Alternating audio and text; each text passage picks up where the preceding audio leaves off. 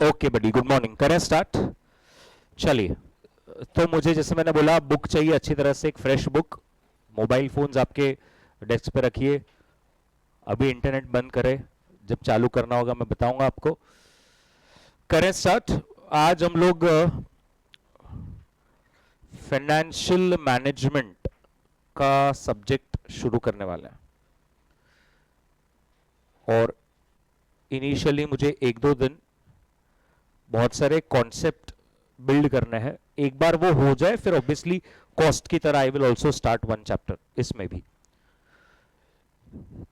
तो ये subject 50 marks का है, जैसे अपनी बहुत पहले फर्स्ट सेशन में भी बात हुई थी। बताइए इसके साथ और कौन सा सब्जेक्ट है? एसएम। 50 मार्क्स का एसएम है। ये सब्जेक्ट का अपना एक अलग मजा है। रीजन वन, ये लास्ट पेपर होता है इंटर का, और आपको मालूम है the butterflies in stomach. Last paper को आप बहुत एक्साइटेड भी है, आप बहुत टायर्ड भी है, there are lot of things. Plus ये सब्जेक्ट मोरलेस इंडिया में सबका क्यों फेवरेट होता है? Because there are two types of students, एक जिसका थ्योरी स्ट्रांग पॉइंट है, एक किसका थ्योरी नहीं है बट प्रैक्टिकल स्ट्रांग पॉइंट है। Either ways the subject helps you, right? Because किसी का अगर थ्योरी स्ट्रांग पॉइंट है तो वो ज्यादा फोकस किस पे देगा? एसएम पे देगा। किसी का अगर प्रैक्टिकल बहुत कोर है तो वो सबसे पहले किस पर फोकस देगा? एफएम पे देगा। बात सही है? ये सब्जेक्ट स्कोरिंग भी बहुत ज्यादा है। अगर आप अपना इंस्टाग्राम पेज देखेंगे तो आपको पता चलेगा दोस पीपल मोरलेस कॉस्ट और एफएम इज टू सब्जेक्ट्स जिसमें बहुत ज्यादा स्कोर करता है, 70-75 प्लस मिलता है इस पर्टिकुलर सब्जेक्ट में। जस्ट पॉइंट ऑफ कॉशन, अभी जो पेपर हुआ May 25 का, FM was the trickiest paper of all 6। तो अगर आप अपने सीनियर्स से बात करेंगे, अगर आपके पहचान में कोई है और आप उनको पूछेंगे यार कौन सा पेपर ऐसा था जो ट्रिकी था, ऐसा कौन सा पेपर है जो तेरे को ऐसा लगा कि अरे नहीं यार थोड़ा सा दिक्कत देगा, it was FMSM। Normally this is not the trend. So मैंने जैसे बताया अभी तक 4 अटेम्प्ट हो चुका है, right? FMSM is always something that people look for. और वो लास्ट में क्यों है? किसी को एग्जेम्पशन चाहिए, किसी को लगता है कि यार काश इसमें थोड़ा स्कोर हो जाए तो एग्रीगेट निकल जाए, ये वो वाला पेपर है। जैसे फाउंडेशन में कैसे इको होता है, अरे यस और नो, ठीक उसी तरह से ही है। अभी इंटर एक ऐसा एरिया है जहां पर अलग अलग सब्जेक्ट्स के साथ आप इंट्रोड्यूस होते हो, और देन अकॉर्डिंगली आपका एक फेवरेट बनता है, और फिर एक शायद हो सकता है कि आपका एक करियर का डायरेक्शन बने। तो कुछ लोगों को टैक्स बहुत अच्छा लगता है, तो then slowly they will incline towards tax practice and all. किसी को लॉ बहुत अच्छा लगता है, शक्ल देख के ऐसा लग रहा है कि किसी को अच्छा नहीं लगता, बट मैं कह रहा हूं कि लगता है, तो हो सकता है आप लीगल में करियर बनाए। एफएम एक ऐसा सब्जेक्ट है, अगर आपको ये पसंद आता है, और नॉर्मली ये सबको क्यों पसंद आता है? बिकॉज लास्ट 5-7 ईयर्स में this is trending. Why trending? Because India has caught up with startup business, yes, entrepreneurship। Spelling का ठिकाना नहीं है, लेकिन सबको क्या करना है? एंटरप्रेन्योर बनना है। तो startup, business, finance, plus one more factor that contributes to the subject is lot of content creation, reels, YouTube, everything is in and around finance. So ये सब्जेक्ट पहले से ही बहुत ज्यादा लोगों का फेवरेट होता है। नंबर 2 इज 11-12 तक लोगों को थोड़ा सा स्टॉक मार्केट का भी चस्का लगता है। शायद घर पे मम्मी पापा करते हो, या फ्रेंड ने बोला हो, या आपको खुद से थोड़ा थोड़ा इसमें इंटरेस्ट आ रहा है, तो ये भी एक चीज है। इतना मैं बता दूं, हमारा इंटर का एफएम स्टॉक मार्केट रिलेटेड 30% है, 70% is something which is not related to stock market, but this change drastically because this is the only subject which is there in CA final, जिसका नाम रख दिया गया है एडवांस फाइनेंशियल मैनेजमेंट। यहां पर financial management है, फाइनल्स में advance financial management. And I tell you 50% of this is gets covered again in CA final, 50%। So ये सब्जेक्ट इसलिए भी बहुत इंपॉर्टेंट है, अगर आप यहां पर उसको अच्छी तरह से नहीं करते तो हो सकता है सीए फाइनल में आपको वो सब्जेक्ट में फिर से बहुत सारी चीजें रिवाइज करनी पड़ेगी। Is this clear? 80% of CA final is एकदम in and out related to stock markets, forex markets, commodity markets, debt markets. But in inter 30% मैं बोलूंगा is related to stock market, 70% ऐसा है जो चैप्टर स्टॉक मार्केट रिलेटेड नहीं है, basic फंडा है। क्या ये बात सबको एकदम क्लियर हो गई है? इसमें किसी को कोई डाउट है तो आप मुझे पूछिए अब तक। Okay okay, now what I want you to do is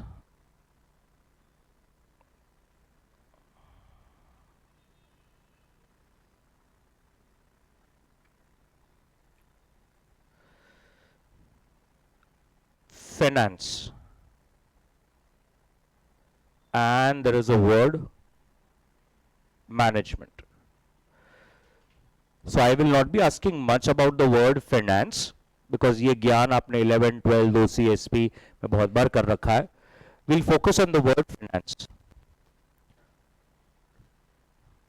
Now there are three important, एकदम ध्यान से आज का सेशन मुझे प्रॉपर बेस बनाना है, फिर 2-3 दिन का बेस बनने के बाद only we can start the particular chapter. Okay, there are three important decisions which are related to finance. The first is investment decision. The second is financing decision. And the third is dividend decision. अगर आप देखेंगे ये तीन शब्द, ये तीनों words में पूरा फाइनेंस का दुनिया कवर्ड हो गया. क्या है ये तीन शब्द? एकदम आराम से समझिए. पहला है फाइनेंसिंग डिसीजन.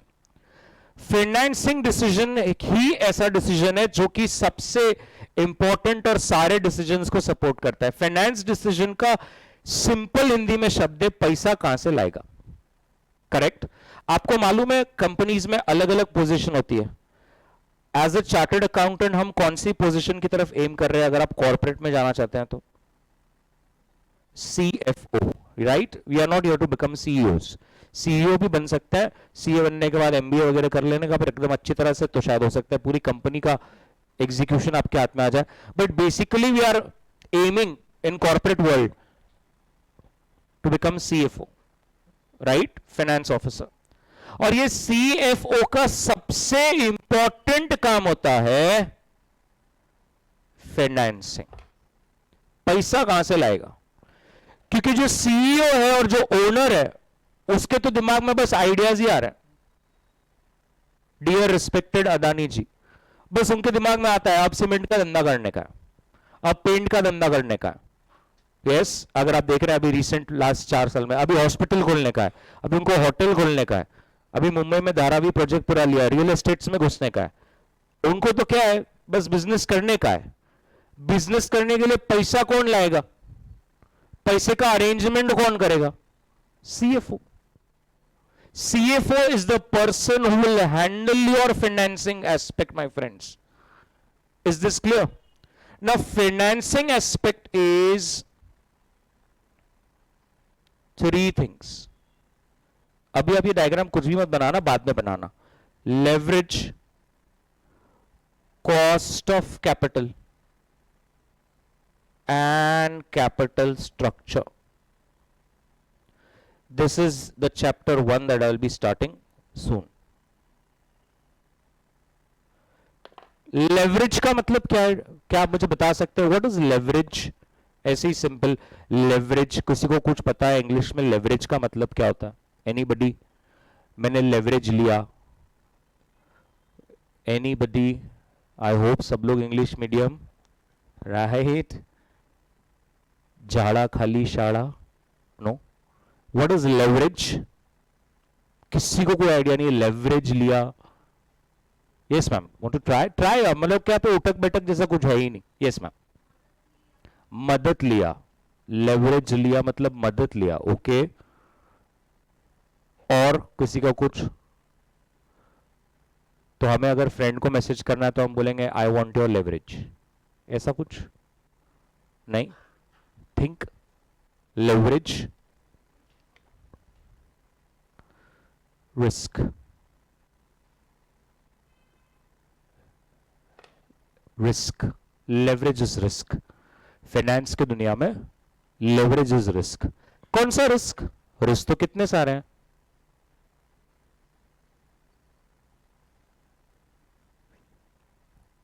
फिक्स कॉस्ट का रिस्क. सर फिक्स कॉस्ट कैसे रिस्क बनता है? फिक्स कॉस्ट कैसे रिस्क बनता है? कोई बता सकता है फिक्स कॉस्ट कैसे रिस्क बनता है?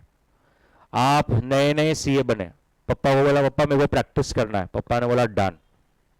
आपने जालना रोड पे एक बड़ा सा ऑफिस ले लिया, रेंट हो गया fix.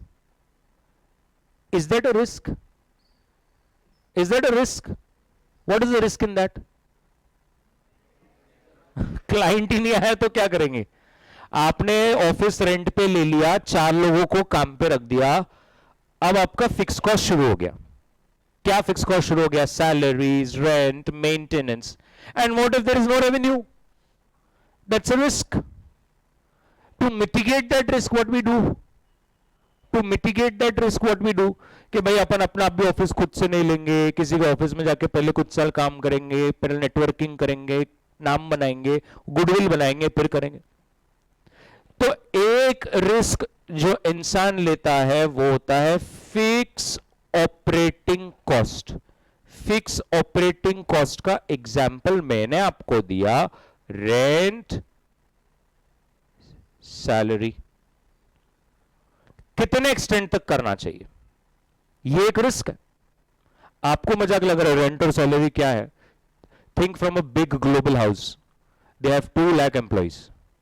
To accommodate those 2 lakh employees, they have to take acres में square feet, million square feet का स्पेस लेना पड़ता है। रिसेंट में ब्लिंकिट, जोमैटो, स्विगी, बैंगलोर में अगर उनको 2 million square feet of space लेना है, there's a whole capital budgeting exercise that these people do, whether should buy or take it on rent, and if there's a rent तो कितने साल कैसा है, and all that part। मजाक नहीं है ना? 8-8, 10-10 करोड़ का रेंट भरना है, सिर्फ 10 करोड़ का रेंट भरना है, प्लस सैलरी करना है, फिर मेंटेन भी करना है। दूसरा रिस्क जो इंसान लेता है वो है fix financial cost. So the word that is changing is, what is the financial cost? What is the financial cost?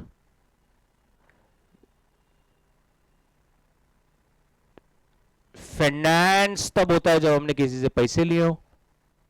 बताइए जब हम लोन लेते हैं तो क्या शुरू हो जाता है? EMIs, interest. If you issue preference shares, what is something that will be there with you for life? Dividends. तो this is a very big decision. मुझे मालूम नहीं आपके घर में मम्मी पापा ने कभी डिस्कस किया और आपने सुना है क्या, क्या हमने इतना बड़ा ईएमआई लेना चाहिए क्या? ईएमआई लेना is a big thing, because अब ये मंथली आपके साथ घूमेगा। तो हम ऐसे ही बोलते हैं अदानी के ऊपर सबसे ज्यादा कर्ज है, लाख करोड़ का कर्ज है। कितने लाख करोड़ जाने दो, लाख और करोड़ साथ में लगाना है, लाख और करोड़ साथ में लगाना है, 2 लाख करोड़ तो कर्ज है। तो आपको क्या लगता है हम लोग 1 करोड़, 2 करोड़, 3 करोड़, 4 करोड़ का कर्ज लेते हैं तो कितनी बार सोचते हैं? तो इसने तो 2 लाख करोड़ का कर्ज लिया है, लाख और करोड़, वो जीरो लिखे तो पेज फट जाता। तो उसने जब वो इतना लोन लिया होगा तो क्या उसने कुछ सोचा होगा? तो वो क्या हम उसको ऐसा बोल सकते हैं, sir you are taking lot of leverage, taking lot of risk. अब वो रिस्क पेड ऑफ होगा नहीं होगा वो तो वक्त बताएगा। There is a lot of risk. The CAO का फर्स्ट फंक्शन इज कितना रिस्क लेने का। इज दिस चैप्टर का intro is clear? There are 3 formulas that I will be teaching you. इतना ब्यूटीफुल है और आपको पता चलेगा कि लोग क्या दिमाग और क्या धंधा लगा रहे हैं। इसलिए आपके सिलेबस में these people have introduced a chapter leverage, that we will find out कितना रिस्क लेना चाहिए, कितना गुना लेना चाहिए। अब तो हम ऐसा बोलते हैं ज्यादा रिस्क नहीं लेना, कम लेना, मीडियम लेना। पाव भाजी थोड़ी बना रहे कि मीडियम स्पाइसी करना, हमें नंबर्स में बताना पड़ेगा ना, how much risk. So we will be giving it in terms of multiple, 2x, 3x, 4.5x, ऐसे मल्टीपल में मेजर करना पड़ेगा रिस्क। वो हमें लेवरेज चैप्टर सिखाएगा। इज दिस क्लियर बडी? ये तो आपने डिसाइड कर लिया कि कितना रिस्क लेना है। What about the second chapter, cost of capital. Cost of capital, but आप पैसा कहां से रेज कर सकते हो? Equity. Come on, buddy. Preference. Loan. Debentures. I don't know how many people understand. Reserves and surplus. What is reserves and surplus? Retained earnings. Something that you have not distributed till now. इतने सालों का profit जो आप retain करते जा रहे थे, Schedule 3 balance sheet, reserves and surplus में मिलाते जा रहे थे, वो भी एक पार्ट है, वो भी एक सेविंग्स है जो आप यूज कर सकते हैं. PD, public deposits.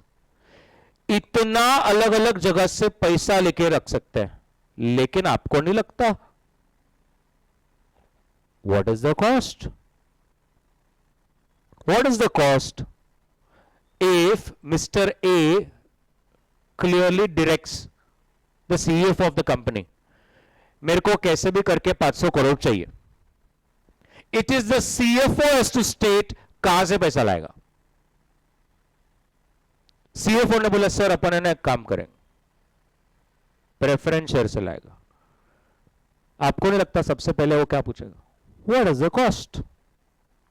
Cost measured in percentage terms. Sir 11% में आ रहा है. अच्छा, एंड बैंक से लोन लिया तो सर 12%. तो ये सारी चीजों का कॉस्ट परसेंटेज टर्म्स में निकालना सीखने वाले हम लोग. सर मेरे को तो मालूम है लोन का बहुत इजी है. बैंक में जाने का, पूछने का कितने परसेंट पे लोन देंगे, बैंक ने बोला 8%, तो मैं जाके बोलूंगा सीईओ को लोन से पैसा लिया तो 8%. That's a wrong answer. There are a lot of other things also involved. So the second chapter that will teach you is how to find the cost. आज जब आप बैंक से लोन लेते हैं और बैंक आपको बोलता है मैं 8% पे लोन देगा, तो आपके लिए क्या कॉस्ट है? Is it 8? Is it 7? Is it 5? Or is it 9, 10, 11? Bank ने आपको 8% पे लोन दिया, आपको 8% कॉस्ट नहीं है, उससे कम है. क्यों कम है? आप उस लोन पे क्या पे करेंगे? इंटरेस्ट. वो इंटरेस्ट कहां डेबिट होगा? पीएनएल.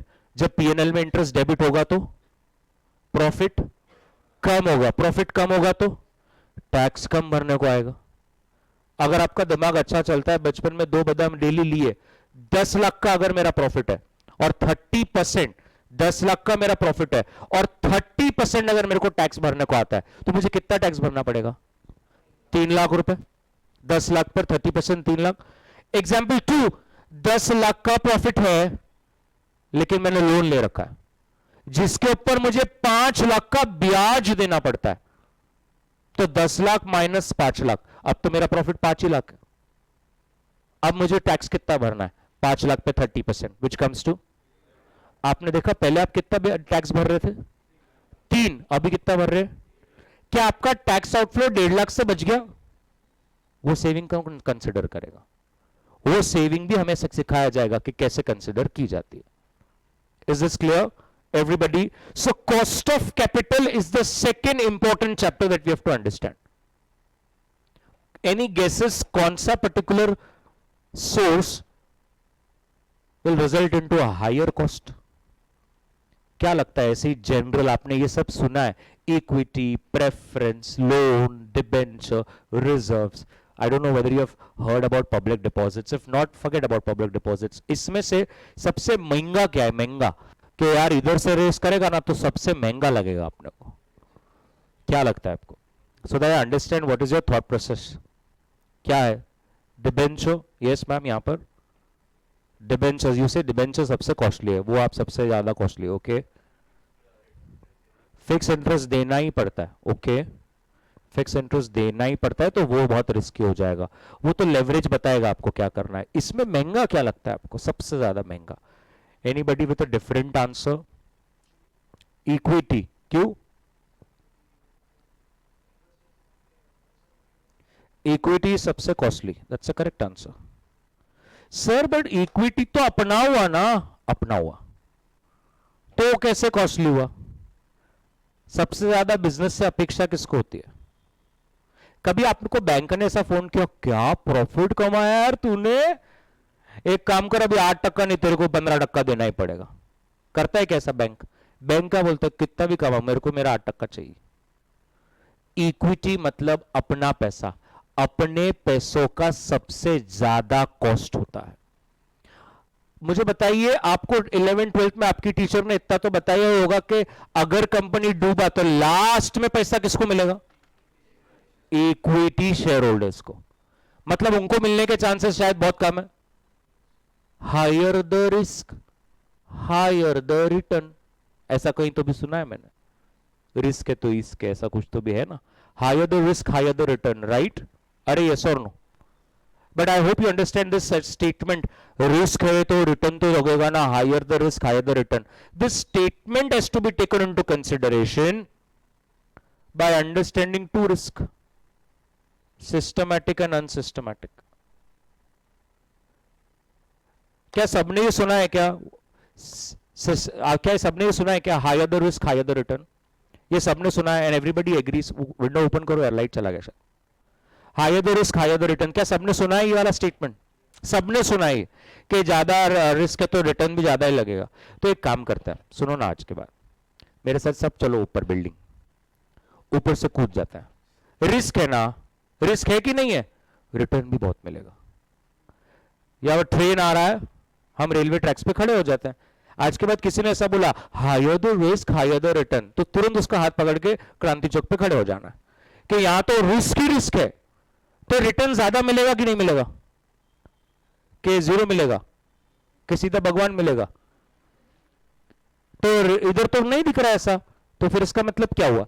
इसका मतलब यह है the risk is two systematic and unsystematic. What is systematic and unsystematic? Unsystematic का मतलब है something which you can control, systematic risk का मतलब है which is beyond your control. Example, inflation. Is inflation risk with in your control? Is inflation risk with in your control? किसी ने ऐसा अभी सुना, अरे सड़कों में तो इतना इन्फ्लेशन है, ये उस्मानपुरा की तरफ नहीं है? ऐसा होता है। महंगाई इंडिया अक्रॉस है। Political risk, what is the political risk? That the policies decisions में गो रॉन्ग। क्या पॉलिसी रिस्क को मिटिगेट कर सकते हैं? नहीं। अगर आपको एक पॉलिटिकल रिस्क लग रहा है, महाराष्ट्र में पॉलिटिकल रिस्क है, तो जितने भी लोग हैं सबको लगने वाला है। महाराष्ट्र गवर्नमेंट टाइमिंग के लिए जो पॉलिसीज बनाएगी वो सबको ही इंप्लीमेंट होगी। What is unsystematic risk? मैंने क्या बोला? What is unsystematic risk? Which you can control. Example, train आ रहा है, पटरी पे खड़े रहेंगे तो मालूम है धप्पा होगा। Can you control that by moving aside? You have to do. Exam में बिना पढ़े जाना, रिस्क। तो क्या हाई रिटर्न है? Direct all India rank? नहीं। Can you avoid this? Yes, you can avoid this risk. जो रिस्क आप अवॉइड नहीं कर सकते, बस आपको उसी के लिए रिटर्न मिलता है। आपको पता है कि टाटा नैनो की गाड़ी में आग लग रही है, this is a risk that you can avoid by not buying the shares of Tata Motors. Then why do you buy? If you buy, you will make a loss. Are you getting what I'm trying to tell you? So anytime anyone says higher the risk, higher the return is wrong. Higher the risk, higher the return, subject to the risk is systematic, which is beyond my control. Right? Something which is in your control, nobody will reward you. क्या ये पहले clear है आप सबको? Chapter 2 किसके ऊपर है? Cost of capital. मतलब कोई भी चीज का क्या कॉस्ट है, ये हमें 3-3, 4-4 दिन सीखना पड़ेगा। इसलिए सेकंड चैप्टर जो यहां पर उन्होंने लगा के रखा है वो है cost of capital. Is this perfect? Leverage क्या था? कितना रिस्क ले सकते हैं? Come on everybody with me. कौन सा टाइप का रिस्क लेना है हमें? एक तो होगा ऑपरेशनल फाइनेंस कॉस्ट। अरे एक तो ऑपरेशनल कॉस्ट है या तो फाइनेंशियल कॉस्ट है। ऑपरेशनल कॉस्ट मतलब क्या? बिजनेस में फिक्स कॉस्ट, सैलरी हो गया, रेंट हो गया। और फाइनेंशियल कॉस्ट मतलब क्या? आपने लोन लिया है और आपको ब्याज भरना पड़ रहा है कंपलसरी। Close that window. क्या ये सबको क्लियर हो गया मैं क्या बोल रहा हूं? Everybody. What was chapter 2? Cost of capital. Cost of capital में आपको बस प्लेन क्या सिखाया जाएगा कि मुझे कहीं से भी पैसे लाना होना तो मैं कैसे ढूंढूं? मुझे मेरे मम्मी को, पापा को, या जो मैं कंपनी में काम कर रहा हूं वहां जाकर मुझे एक नंबर बोलना है। मैं ऐसे फालतू बातें नहीं कर सकता। सर मैंने उसको बोला ना तो उसने मुझे बोला 8% और प्लस 50,000 प्रोसेसिंग फी और बाद में ये अमाउंट का 3, ऐसे कुछ नहीं। मुझे 1% बता। नंबर्स में किसी को इंटरेस्ट नहीं है। साइंस का एग्जाम 700 मार्क्स का है, सीए फाउंडेशन 400 मार्क्स का है, इंटर 600 मार्क्स का है। किसी ने पूछा कितने आए, मुझे 320 आए। जो सीए बैकग्राउंड का नहीं है उसको कुछ समझ में नहीं आता क्या हुआ। वो साइंस वाला बोलेगा अरे बाप रे फेल हो गए रे, तो फेलर बच्चा दिख रहा। बात हमेशा किस में होगी, परसेंटेज में। तो हमें कॉस्ट ऑफ कैपिटल को परसेंटेज में कैसे लाना है ये हम उसमें सीखेंगे। Is this clear? And the third and the last which is, कौन सा डिसीजन चल रहा है हम लोग का बड़ी, फाइनेंसिंग।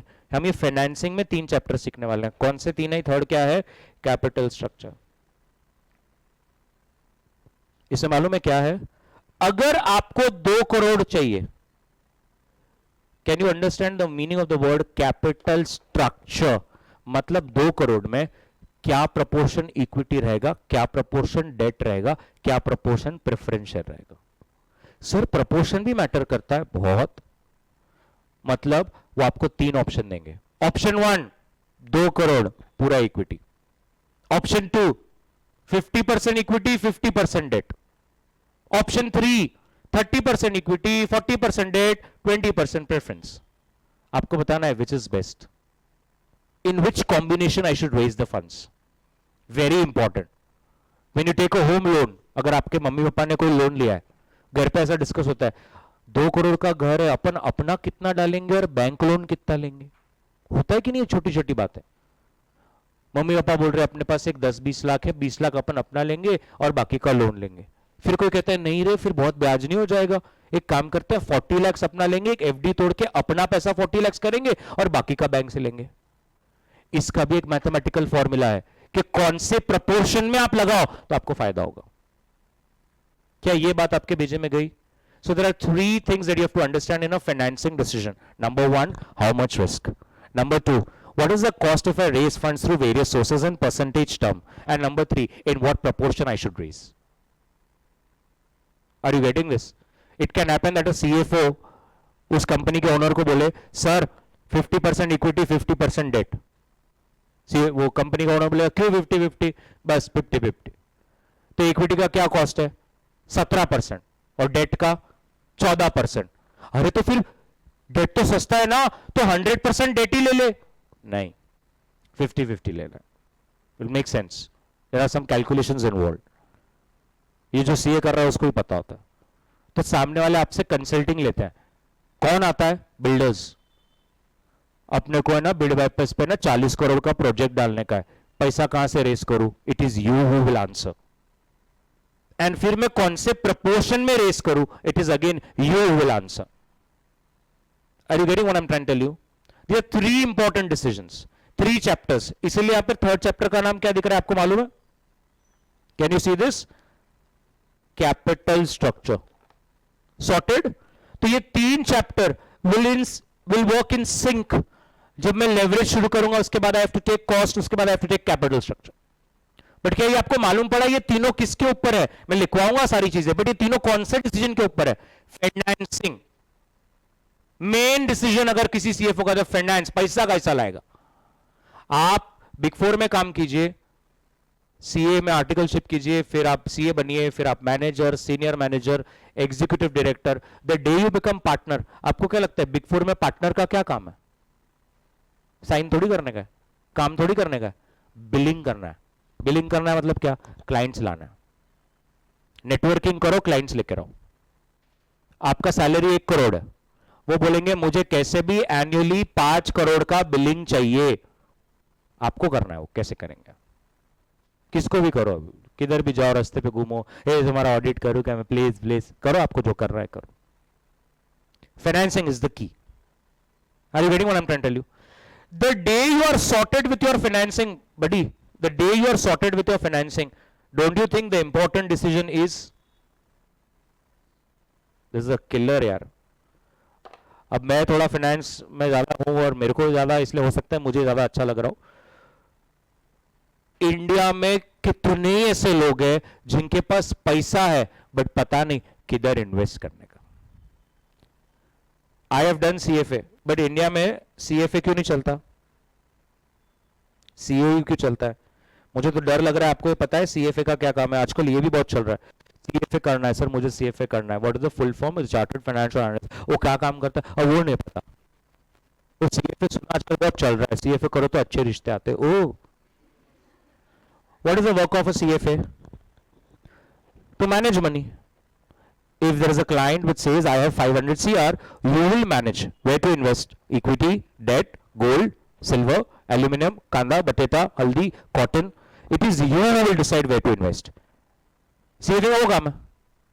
हमारे इंडिया में इंसान बोलता है माझे पैसे तर मी डिसाइड करणार कुठे इन्वेस्ट करायचे. हम लोग ऐसा कंसल्टिंग जैसा अपने आप में कोई सिस्टम ही नहीं है ऐसा कि आप जैसे हमारे पास अगर 50 लाख है तो हमें किसी को पूछते हैं, किसी को बुलाते हैं, क्या होगा 10,000 लेगा ना, बट वो गाइड तो करेगा. असं कसं आपले पैसे आपण डिसाइड करू कुठे टाकायचे, टाका आणि लॉस करा. तो यहां पर ये नहीं चलता. यूएस में कॉलेज स्टूडेंट्स अपना पॉकेट मनी किधर इन्वेस्ट करना उसके लिए सीएफए को हायर करते हैं. वो बात अलग है कि आप उधर के सब लोग थोड़े एड़े ही है, but what I am trying to say is there is a culture of investment, consulting, advising and all that part. So in a real life there are clients who say we are done with financing, हमारा पैसा आ गया, sorted है. हो सकता है ना ऐसा कोई क्लाइंट आके बोलेगा तू मत बता हमारे पास 50 करोड़ है और हमने कहीं से लाया है, हमने लाया है, आप बताओ कहां इन्वेस्ट करने का. You tell us where to invest. This chapter will teach you where to invest. Many a times the client will bring 3 various investment proposals. Each proposal will have inflows and outflows. You have to decide which is best. Investment decision. ये investment decision chapter का नाम है capital budgeting. Now I'll tell you what is wrong with this chapter. This chapter is इतना important कि ये AFM में फिर से आएगा. मतलब कहां पर आएगा? CA फाइनल में. मैं सारा लिखा के दूंगा, आराम से पहले समझ लो. कैपिटल बजटिंग, इन्वेस्टमेंट डिसीजन, ये है चैप्टर. वो आप देखिए कितना ब्यूटीफुल फाइनेंस को डिजाइन किया गया है. पहले क्या बोला? पैसा लाओ, फाइनेंस. फिर क्या बोला? इन्वेस्ट कहां करेगा. अब एकदम फ्लो क्लियर हो रहा है. अच्छा, आपने पैसा लाया भी, इन्वेस्ट किया भी, फिर पैसा आएगा, रिटर्न आएगा. कुछ लोगों को पता ही नहीं चल रहा कमाने के बाद कितना उड़ाने का और कितना बचाने का. कुछ बचा रहे हैं और एक दिन मर जा रहे हैं. And there are 10-12 days where a person cries, my grandfather, my grandmother did so much for me, and gone. Next day a new sports bike. क्यों? दादाजी ने बचाया. दादाजी पूरा चले और मैंने ले ली स्पोर्ट्स बाइक. तो ये किसी को पता ही नहीं चल रहा है, कंपनीज को पता ही नहीं चल रहा है कि मैंने कितना अमाउंट क्या करना चाहिए, सेव करना चाहिए, और कितना अमाउंट बांट देना चाहिए. यहां पे लोगों को लगता है डिविडेंड बांटो तो अच्छा है, shareholders will be happy. That's completely wrong. Will not take the name. There is a telecom company, अभी नाम क्या नहीं लेना, आपको मालूम है ही कंपनी कितनी. एक टेलीकॉम कंपनी है, उसने 1 साइड डिविडेंड बांटा, मस्त डिविडेंड बांटा. तो शेयर होल्डर खुश होना चाहिए ना. अगर पप्पा एक दिन सुबह आकर बोले घर में जितने भी लोग हैं आज सबको 1-1 लाख रुपए दूंगा, तो खुश होना चाहिए ना. वो टेलीकॉम कंपनी ने वैसे ही किया, सुबह प्रेस मीट बुलाया, बोला सबको डिविडेंड 25-25 रुपए.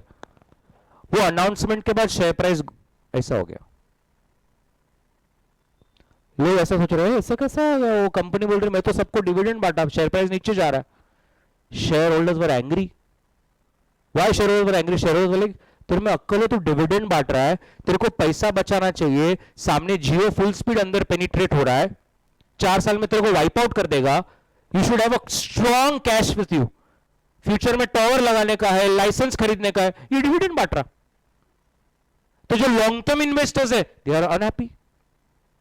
Are you getting what I'm trying to tell you? You have to understand at what stage of life the company is. Are you at a stable stage? Are you at a growing stage? Are you getting this? If Zomato decides today to declare a dividend, the share price will fall. Because जो long term है वो कर रहा है, भाई इतना competition है, Swiggy घुस रहा है, ये घुस रहे हो, वो घुस रहे हो, और तुम यार पैसा कंपनी से उड़ा रहे हो, बेच रहे हो, सबको बांट रहे हो. पैसा रखो अपने पास, आगे और काम आएगा. और अगर फास्ट जाना है तो ये डिविडेंड बांटना नहीं बांटना है डिफरेंट कॉल. वाइस वर्सा होता है. ITC, have you heard the name of ITC company? वो डिविडेंड नहीं बांटे तो लोग भड़क जाते हैं, क्योंकि वो कंपनी स्टेबल स्टेज पे पहुंच गया. इंडिया का सिगरेट और टोबैको मार्केट 90% अक्वायर करके बैठा है। अब शेयर होल्डर बोल रहा है अब तू क्या करेगा, अब लोगों को दो दो साथ में पिलाएगा। अब पीने वाले तो पी रहे, मरने वाले तो मर ही रहे। अब क्या टॉडलर्स और केजी में चालू करना है ये सब? तो उसने खुद ने बोल दिया कि yes we have reach a stable stage, we don't see any much growth, और अभी जो पैसा आएगा वी विल डिसाइड, हम 90% बांट देगा शेयर होल्डर्स। स्टेबल हो गया धंधा। उनको समझ में आ गया 10 साल से बजट में हर बार एक्साइज ड्यूटी टबैको पे बढ़ रहा है, फिर भी लोग पी ही रहे। कितना भी महंगा हो जाए लोग बोल रहे नहीं मरेंगे तो इसके साथ। तो कंपनी के लिए पैसा तो आ ही रहा है, अभी और क्या एक्सपांड करे, और क्या बचाओ कि मैं और क्या करूं? तो वे distributing 90% of the dividends. Are you getting what I'm trying to tell you? अब ये decision company to company vary करता है। तो इसमें बहुत सारे बाबाज हैं। सर कौन से बाबाज? वो याद है इकोनॉमिक्स में अल्फ्रेड मार्शल, एडम स्मिथ, ऐसे कुछ एफएम के बाबाज भी हैं। हर बाबा ने अपना एक फॉर्मूला लगाया, ऐसा ऐसा, this minus this multiply this. तो आपको वो सब बाबाज की थ्योरी को समझना है और सम सॉल्व करना है। क्या ये बात अब क्लियर हो गई? तो अल्टीमेटली फाइनेंस की दुनिया 3 डिसीजंस पे इन्वॉल्व है। एक बार अच्छी तरह से समझ लेंगे, पूरा इंडेक्स मुझे समझना है बाबा, बाद में आगे जाके एफएम मध्ये काय आहे त्यांनी काही केलं नाही। जय महाराष्ट्र। इधर देखो फाइनेंस डिसीजन में कितने चैप्टर है? लेवरेज, आज के बाद लेवरेज मतलब रिस्क। ओके हेल्प ना, ओके रिस्क। नंबर 2 क्या है? Cost of capital. नंबर 3 क्या है? Capital structure. The next decision is once you have the money, the next decision is कहां इन्वेस्ट करूं। प्रोजेक्ट मैं इवैल्यूएट करता हूं, लाओ 3 प्रोजेक्ट मेरे सामने, मैं बताता हूं क्या करना कैसे करना। Investment decision. और इन्वेस्ट करने के बाद तो पैसा आना ही है, लेकिन वो भी एक बहुत बड़ा कला है कि कितना बांटना चाहिए, कितना रखना चाहिए, वो बहुत सारी थ्योरीज है that I will teach you. तो वो डिविडेंड वाला पार्ट। तो यहां तक सारी चीज आपको क्लियर है? एवरीबडी बोलो ना चिंटू मिंटूज, ये डिविडेंड आ गया तो ये जो चैप्टर है ना, ये जो पूरा बॉक्स बना के रखा है ना, ये पूरा आपका वो फाइनेंस के 3 डिसीजंस पर इन्वॉल्व है। हम लोग initially will proceed towards leverage, cost of capital, capital structure, then we do the reverse thing, we go with dividends, and then lastly we go with where to invest, how to invest, कैसे evaluate करने का। ये वाला chapter है। तो अगर मैं 2 minute ऐसा बोलूं, this is your balance sheet, this is your balance sheet, and balance sheet में जहां तक मुझे मालूम है we divide this into 2 parts, fix assets and current assets. Is this okay? I don't know आपको 11 में कैसा सिखाया, हम लोग तो इसको ऐसे 4 क्वाड्रेंट समझते हैं। So like the first quadrant is fix assets, the next is current assets, the third one we say it's a current liability wala part, and the fourth one is all your long term funds like ESC, PSC, debt, reserves and surplus and loan वाला part। तो ये funding जो है इसके ऊपर वो chapters है, leverage, cost of capital, yes buddy, and third is really nice capital structure. And ये वाला पार्ट है जिसके ऊपर वो चैप्टर है, कौन सा? Investment decision. यस और no? Where to invest, it is the fix asset which gives you money. वो फिक्स एसेट है जहां पैसा लगा के आपको रिटर्न आएगा, इन्वेस्टमेंट है जो आपको इन्वेस्ट करके पैसा लाएगा। This part is financing decision, that part is investment decision. Is this correct? But current assets में I don't know how many people know, cash आता है नहीं, स्टॉक आता है, हाँ के ना, डेटर्स आता है, करंट लाइबिलिटीज में क्रेडिटर्स आता है। तो इंस्टीट्यूट ने बोला फाइनेंस की दुनिया मतलब बैलेंस शीट पर control. I don't know how many people have you heard in finance PNL is not important. Can you tell me why? PNL को भाव नहीं देता है सीएफओ, क्यों? बैलेंस शीट पे फोकस देता है, क्यों? Have you heard? नहीं। You know what, PNL is something जो कि हो गया। कैन आई से पीएनएल आपका पास्ट है, बैलेंस शीट है जो आपका आज और कल है। बैलेंस शीट क्या है? एज ऑन, अगले साल क्या कैरी फॉरवर्ड होगा, बैलेंस शीट। पीएनएल क्या है? हो गया, अब जो हो गया वो हो गया, उसको क्या करेंगे? हम प्रेजेंट में जी रहे हैं। आज सीए फाउंडेशन का टेंशन है, 2 मिनट सोचो ना, 1 मिनट। 10th का रिजल्ट था तो अपन कैसा टेंशन लेते थे, हंसी आती है, कितने पागल थे अपन, कुछ भी। ऐसे 3 साल बाद जब आप हंसोगे तो आपको फाउंडेशन का भी हंसी आएगा कि क्या अपन सोच रहे थे और किधर आ गए. You come a long way, right? तो CFOs never focus on P&L, they only focus on balance sheet.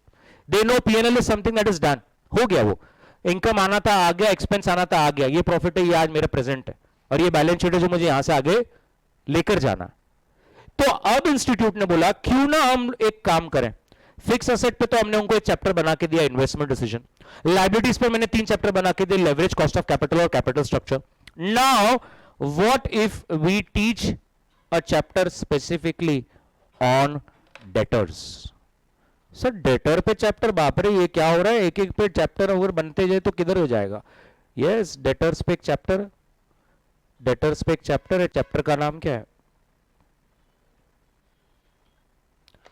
Sir debtor को क्या मैनेज करना, हमको तो 2 ही एंट्री मालूम है, debtors to sell, bad debts to debtors. Debtors को मैनेज करने का एक कला है. सर 1 मिनट क्यों, 2 मिनट बता दो. 2 तरह का लोग, एक आप कस्टमर को बोलो आराम से पैसा दे, देना देना देना देना तो मत दे. तो मुझे बताइए कस्टमर ज्यादा आएंगे कि कम आएंगे? ज्यादा आएंगे. आप नया दुकान ओपन करो और ऊपर आप लिख दो माल लेके जाने के 6 महीने बाद भी पैसा दिया तो चलेगा, पूरा औरंगाबाद तुम्हारे पास. इंडिया है ना ये.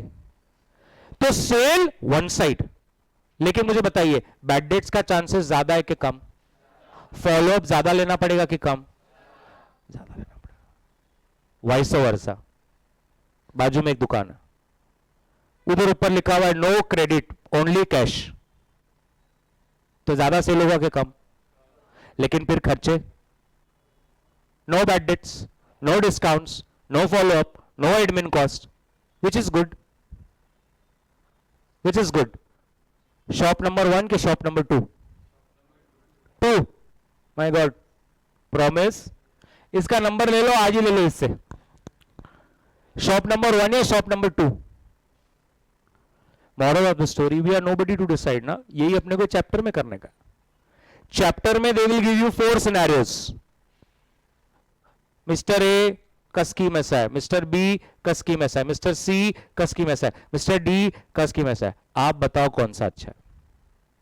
तो अब हम डेटर्स पे चैप्टर करना, हमें बताना है कि हमने उसको कितना क्रेडिट देना चाहिए, हमें उसको सीखना है. लोग हमें डिस्काउंट्स मांगेंगे, हमें देना चाहिए कि नहीं देना चाहिए, ये हमें अब सीखना है. उसमें अंदर हम मुंह उठा के कुछ भी डिस्काउंट दे देते. 5%, 10%, 20%, क्यों 10 ईच क्यों, 5 ईच क्यों, 20 ईच क्यों, ये सब अपने को अब देखना पड़ेगा. डिस्काउंट कितना देंगे, क्यों देना है. चल अभी के भी पैसा दे रहा क्या, 5% डिस्काउंट, बाद में दे रहा क्या, नो डिस्काउंट. ये सारा अपने को रिसीवेबल्स में सीखना है. Can you see one more chapter? Now you understanding the flavor of FM. They are supposed to make a chapter, teach you a concept on every item of balance sheet. Can you see a chapter? Inventory और creditors का management. कुछ लोग inventory बहुत ही भर लेते, फिर हो जाता डेड स्टॉक, चूहा रोज खाता. कुछ लोगों का हो जाता है stock out cost. What is the stock out cost? Do you remember the stock out cost? कुछ लोग इन्वेंट्री पे बचाते हैं. कैसे बचाते हैं? आप दुकान जाएंगे, आप बोलेंगे भैया ये चीज है क्या, मुझे 10 पीस चाहिए. अब उसके पास 10 है ही नहीं, उसके पास सिर्फ एक ही है. वो एक रखता है, एक बेचता है, फिर एक मंगाता है. अब आपको कितने चाहिए? नहीं है. कस्टमर गया तो प्रॉफिट बनाने का अपॉर्चुनिटी गया. That is a stock out cost.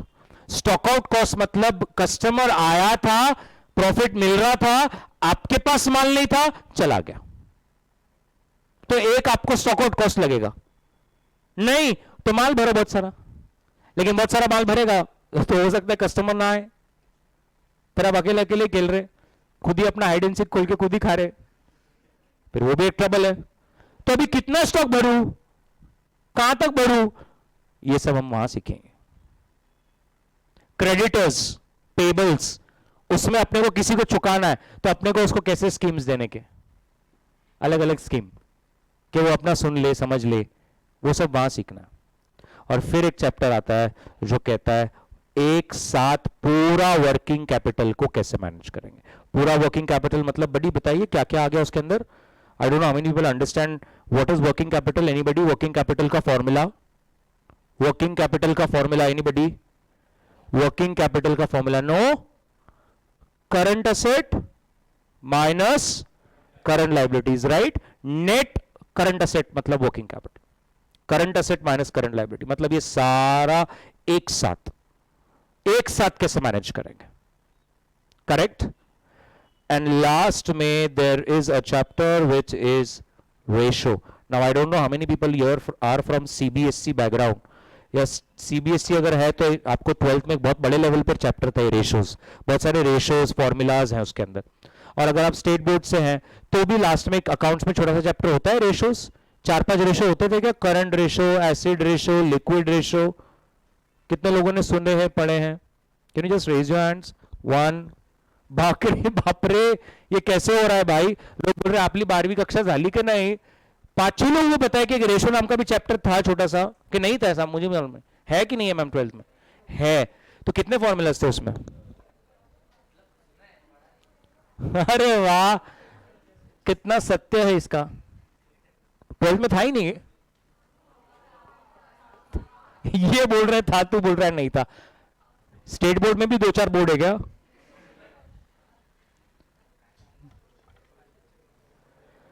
भगवान मेरी रक्षा कर। सब्जेक्ट कौन सा हमारे? मैथमेटिक्स। कुछ ही बातें करते। अकाउंट्स में था ना, लास्ट में थोड़ा सा कैश फ्लो स्टेटमेंट था, थोड़ा सा रेशो था। ऐसा क्या कर रहे हो यार?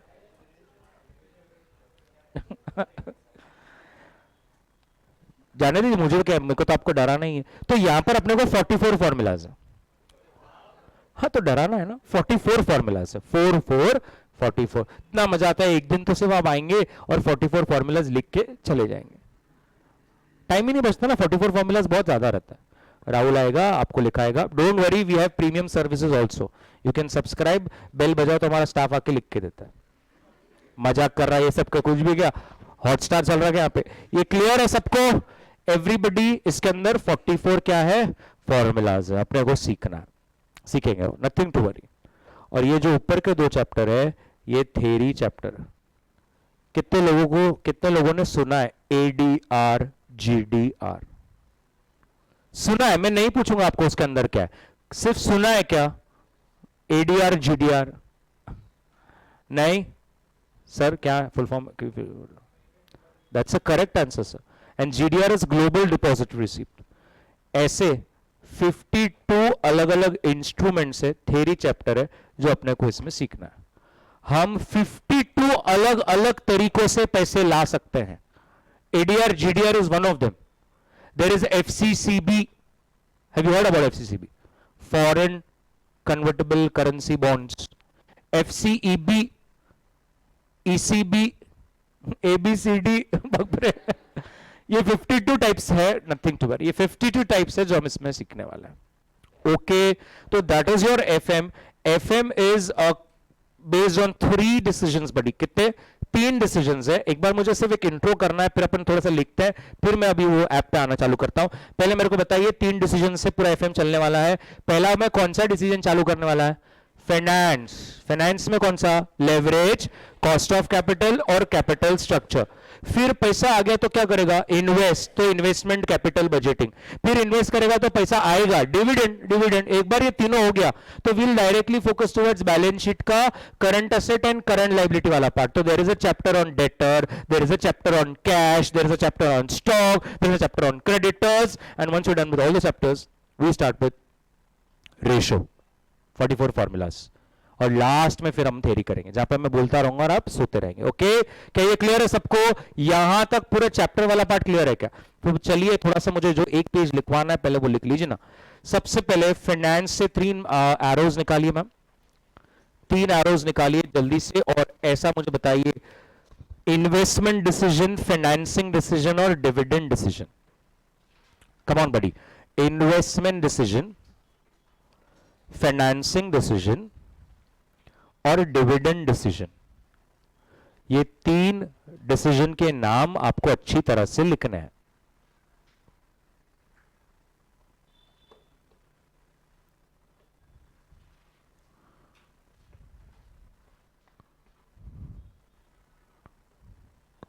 Investment decision, financing decision and dividend decision. Okay, एकदम प्रॉपर, बहुत नैरो नैरो नहीं, थोड़ा ब्रॉड एरोज बनाइए, दूर दूर थोड़ा. बस वो 3 लिखकर रुक जाना, फिर मैं आपको बताऊंगा. ठीक है, चलो बड़ी. इन्वेस्टमेंट डिसीजन के नीचे एक छोटा सा एरो दीजिए, इन्वेस्टमेंट डिसीजन के नीचे, और वहां पर लिखिए capital budgeting slash investment decision chapter. Capital budgeting slash investment decision chapter. Capital budgeting slash investment decision chapter. Correct, buddy? Bracket में with a different pen, as you all know, we have to carry 3 pens. The same chapter will again be repeated in a CA final. लिख लीजिए please. बाद में मुझे trouble नहीं चाहिए. This books you have to keep it with you till you become CA. Bracket में with a different pen. This chapter is again covered under CA final AFM subject. ये AFM subject में फिर से है. With a different pen, please write. This chapter is again covered in CA final AFM subject. ठीक buddy? Next, financing decision में से 3 arrows निकालिए ना please. Financing decision में से 3 arrows निकालिए. Financing decision में से 3 arrows निकालिए. थोड़ा सा नीचे लेकर arrow, फिर 3 arrows निकालना. और उस पर मुझे चाहिए कि आप 3 चैप्टर के नाम लिखें. Chapter 1 leverage slash risk. Chapter 2 cost of capital and chapter 3 capital structure.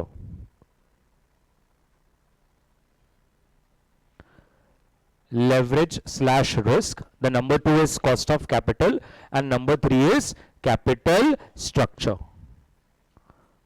एकदम nice and perfect.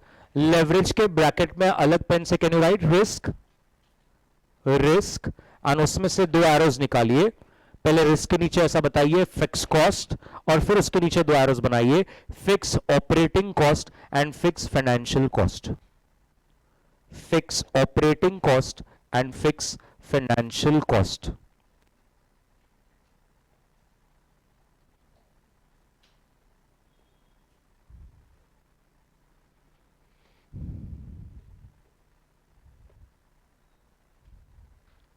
Fix operating cost and fix financial cost.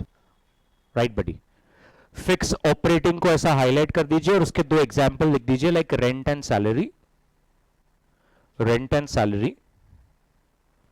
And बाजू में फाइनेंशियल कॉस्ट में फाइनेंशियल को वर्ड हाईलाइट कर कर नीचे लिखिए इंटरेस्ट या डिविडेंड.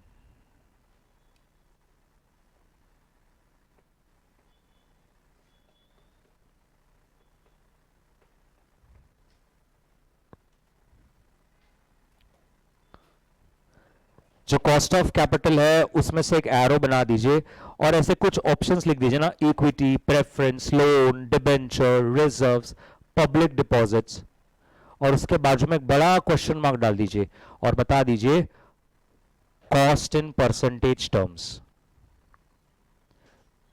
एग्जांपल्स लिख दीजिए equity, preference, loan, debenture, reserves, public deposits, और बाजू में एक ऐसा बड़ा सा क्वेश्चन मार्क डालकर वहां पर लिख दीजिए finding out the cost in percentage. हमें इस चैप्टर में ढूंढना है कि इसका क्या कॉस्ट है.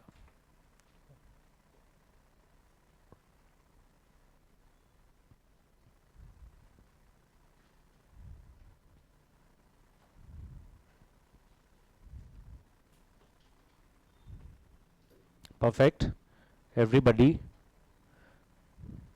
और कैपिटल स्ट्रक्चर के नीचे एक एरो डालकर जो मैं डिक्टेट कर रहा हूं वो लिख दीजिए. कैपिटल स्ट्रक्चर के अंदर एक एरो ड्रॉ करके लिख दीजिए will decide in what proportion the funds will be raised. In what proportion the funds will be raised. in what proportion the funds will be raised. Sorted? Buddy promise? Takatak? Okay. और यहां पर आपने dividend decision तो बनाया ही होगा, वहां पर dividend decision के नीचे एक एरो डालकर वहां पर बस लिख दीजिए how much to distribute and how much to retain, bracket में various theories to learn, how much to distribute and how much to retain, कितना डिस्ट्रीब्यूट करना है और कितना रिटेन करना है, ये चैप्टर हमें उसके बारे में सिखाएगा। How much to distribute and how much to retain.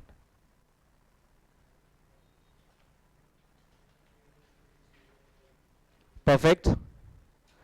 2, 3, 4 line छोड़कर मुझे एक ऐसा टी फॉर्मेट बैलेंस शीट बनाइए, एक टी फॉर्मेट बैलेंस शीट बनाइए बड़ी, जिसके अंदर लेफ्ट हैंड साइड में आप बोलेंगे ESC PSC debt reserves loan, और ऐसा एक ब्रैकेट डालकर ये 3 चैप्टर के नाम लिखिए, लेवरेज, कॉस्ट ऑफ कैपिटल और capital structure. Come on,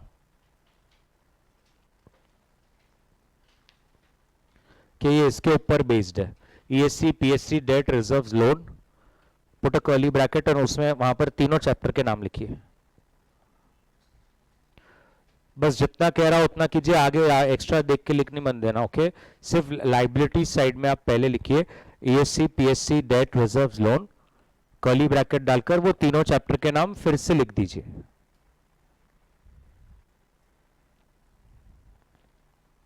leverage, cost of capital and capital structure, correct है।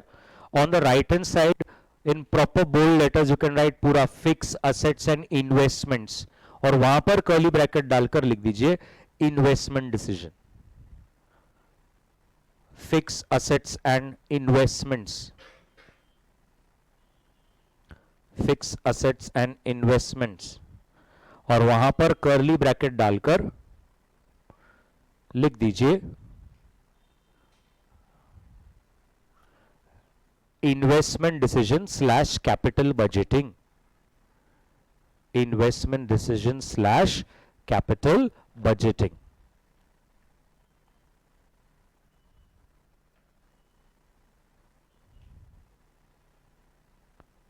ट्रू बडी, बडी बोलो ना। एक डॉटेड लाइन ड्रॉ कर दिया आपने, so you separate the long term and short term, एक dotted line आ जाना चाहिए। So like we are dividing the whole balance sheet into 4 quadrants. Put यहां पर हेडिंग करंट लायबिलिटीज अंडरलाइन कर उसमें एक हेडिंग डालिए creditors,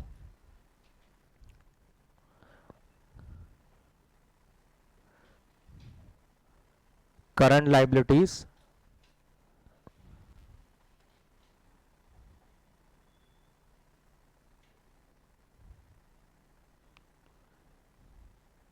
current liabilities, creditors, different pen, just state there is a chapter related to it.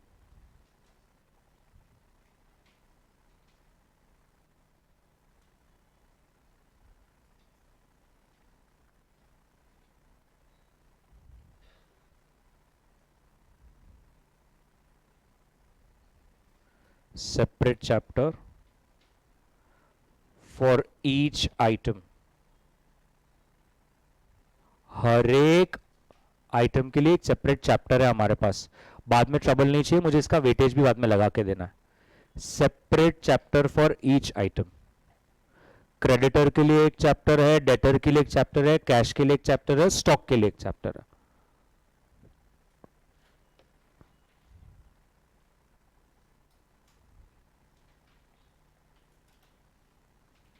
With the blue pen just make a circle and state working capital is equals to current asset minus current liability, and working capital पे भी एक chapter है, current asset minus current liability, और उस पर भी एक chapter है।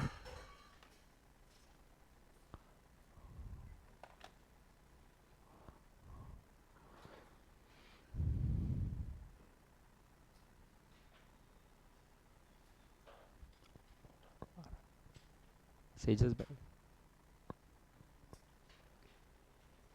12 बजे क्लियर।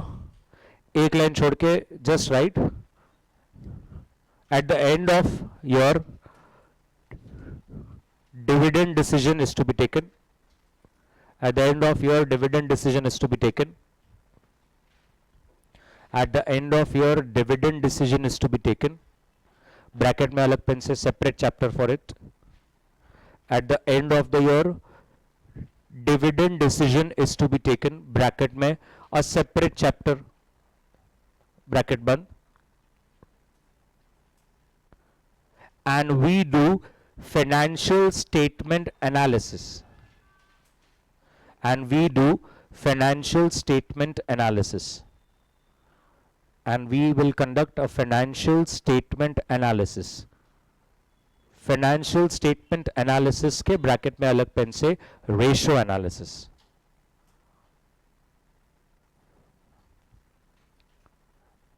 रेशियो एनालिसिस ब्रैकेट बंद. 44 formulas. 44 formulas we have to learn buddy.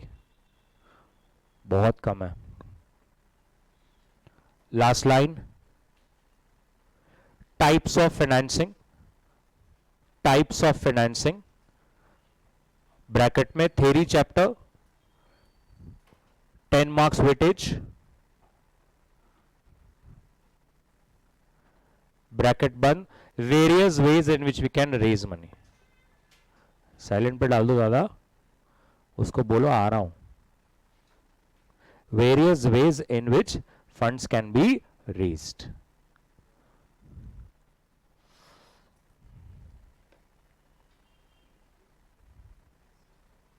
Various ways in which funds can be raised, right? Bracket में 52 वेरियस मोड्स. 52 से ज्यादा है, 52 मिनिमम है. अलग अलग रास्ते हैं जहां से हम पैसे रेज कर सकते हैं. थ्योरी चैप्टर है. ठीक है, यहां तक एकदम मस्त, सच्ची. Okay, now on a fresh page you can just right important concepts. मुझे एक 6-7 फॉर्मूला समझा के आपको लिखा देने बस. Important concepts, important concepts, important concepts, important concepts. Sir 1 minute देंगे क्या? अभी ये जैसे इसने ये यहां पर हेडिंग डाला है ना, आज मेरा अगर 6-7 फॉर्मूला भी हुआ तो, और मंडे व्हेन वी कंटिन्यू, यहां पर मत लिखिए, ये 2 पेज रहने ही दीजिए. बार बार फर्स्ट इनिशियल फर्स्ट 2 चैप्टर्स तक कुछ ना कुछ आते रहेगा. So make sure that the space is reserve for this, right?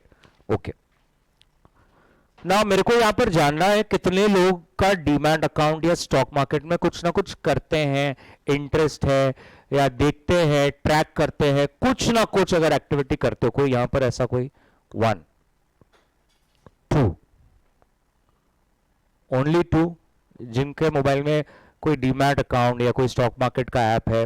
अभी तो सबका है क्योंकि हमने कल बात करी थी, बट इसके पहले आप ट्रैक करते हो, देखते हो, क्या करते हैं सर आप? 3. अरे शर्माने का क्या, मैं क्या अमाउंट पूछ रहा कि लॉस हुआ कि प्रॉफिट हुआ कि क्या अगला बिग बुल तुमको बोल रहा है, ऐसा कुछ भी नहीं ना सर. Yes sir. आप क्या करते हैं? ट्रैक करते हैं कि जेन्युइन पैसे लगाकर इन्वेस्ट करते? Okay okay. इंट्राडे करते हो और फिर क्या हुआ? एक ही दिन किया था और फिर नुकसान हो गया. बहुत बढ़िया. नहीं, गरीब तो सब हुए हैं सर. मैं भी हुआ, ऐसा कुछ नहीं है. सर आपने क्या किया? शेयर के प्राइस देखते हो, बट आपने जेन्युइन पैसे कभी वगैरह लगाए नहीं है. Okay ma'am. इन्वेस्ट करते हैं आप खुद से करते हैं? ओके. जैसे कौन सी कंपनीज में किया है अभी? 1-2 कोई भी रैंडम कोई? म्यूचुअल फंड्स में करते हैं. बहुत बढ़िया. यहां पर म्यूचुअल फंड्स पता है सबको? सबको ही पता है म्यूचुअल फंड? देखिए नहीं पता है तो आप मुझे पूछेंगे, मैं बताऊंगा. कितने लोगों को म्यूचुअल फंड नहीं पता है? सबको ही पता है. चलो बढ़िया. तो पता है मैम? म्यूचुअल फंड पता है? प्रॉमिस? Okay okay. अभी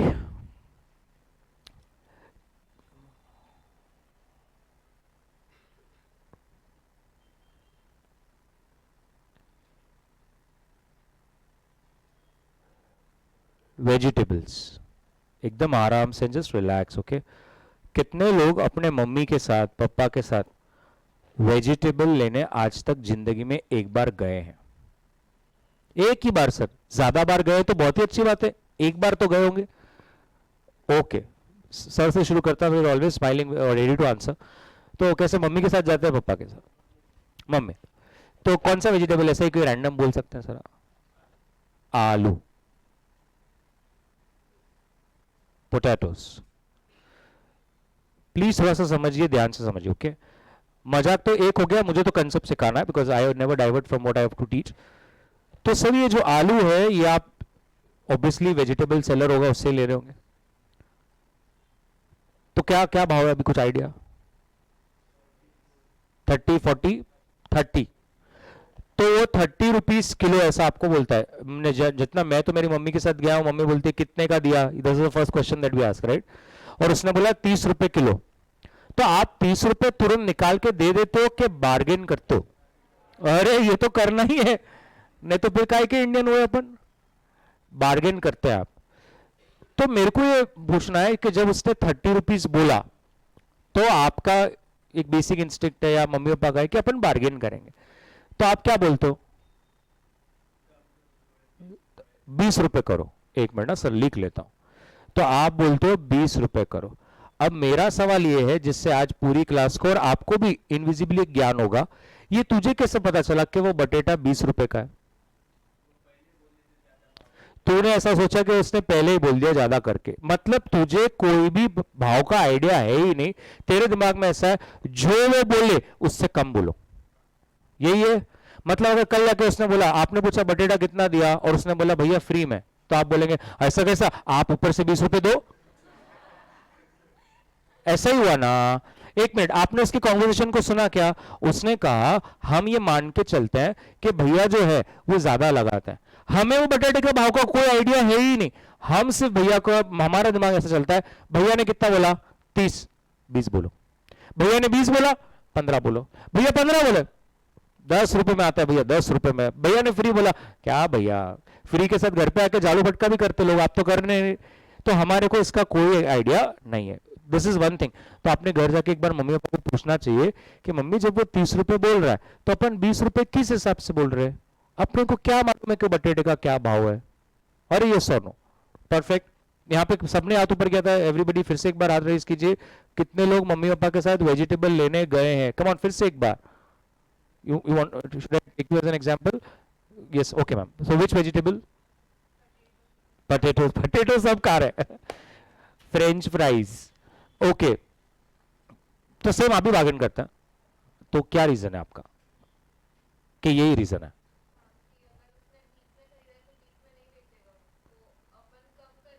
तो उसको लूट लो और अपन आगे बढ़ जाओ। उसको आगे नहीं बढ़ने देंगे हम। वो जमीन पर है, उसे जमीन पे ही रहने दो। ऐसे कैसे वो आगे बढ़ रहा है? मैम मैम कितने स्ट्रेट फॉरवर्ड, बोले उसने 20 का लिया तो 30 में बेचेगा, उसको कॉस्ट टू कॉस्ट पे रखो, उसका घर पे पैसा जाना नहीं चाहिए। This is what the madam का। अरे बाप रे मैम, अरे बाप रे, क्या कर रहे हैं मैडम आप? उसको कुछ जाने दीजिए, हो गया, अभी अभी रहने दीजिए, कोई लेके नहीं जाएगा आपका बॉटल, जैसा है वैसे ही रहने दीजिए, ठीक है? तो मैम ने कहा कि सेम साइकोलॉजी है। मैम कह रहे हैं कि हमें नहीं कमा के देना है उसको, हम उसको लूटेंगे। फाइन मैम, आप बार्गेन करते हैं क्यों? ये सच बोलूं क्या, अब जो लोगों ने मैंने अभी तक नहीं पूछा है उनको एक सेल्फ रियलाइजेशन हो रहा है, हमें भी कोई आइडिया है नहीं, हम एवं ही कर रहे हैं, राइट? सच है कि नहीं? ये बहुत जेन्युइन कंसेप्ट है और आपको भी मालूम है, मैं एक पॉइंट इन टाइम के बाद ये वेजिटेबल की जगह पे शेयर लाने वाला हूं, right? I want to explain today, everybody knows the price but nobody knows the value. हमें लगता है कि ये दोनों सिनोनिम है, बट ये नहीं है। Price and value, two things are different. Stock market पे जो टीवी पे नीचे टिकर दिखता है, टिकर दिखता है आपको अगर आप अच्छे चैनल्स देखते हैं तो, वो टिकर जो होता है जहां पर प्राइस दिखता है शेयर का, वो प्राइस है, वैल्यू थोड़ी है। भैया जब हमें बटाटे का क्या बोलता है, प्राइस, तो हमें प्राइस समझ में आ रहा है, वैल्यू समझ में आ रहा है क्या? नहीं। आपको ही समझ रहा है, अगर आपको वैल्यू पता होती तो आपको उसके पीछे का लॉजिक भी पता होता। हमें उस बटेटे का वैल्यू ही नहीं पता, तो हम सिर्फ किससे खेल रहे हैं? प्राइस से।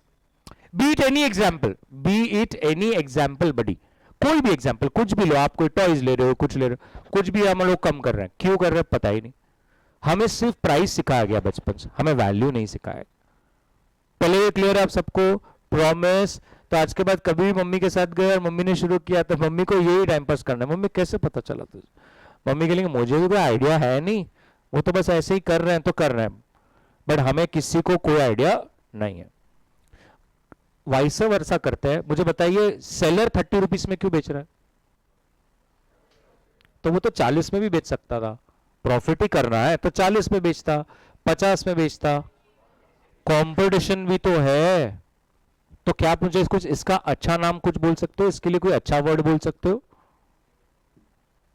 और कुछ अच्छा जो आपने सीखा है बट आप उसको इंप्लीमेंट नहीं कर पा रहे हो? फिर से एक बार और शब्द कोई?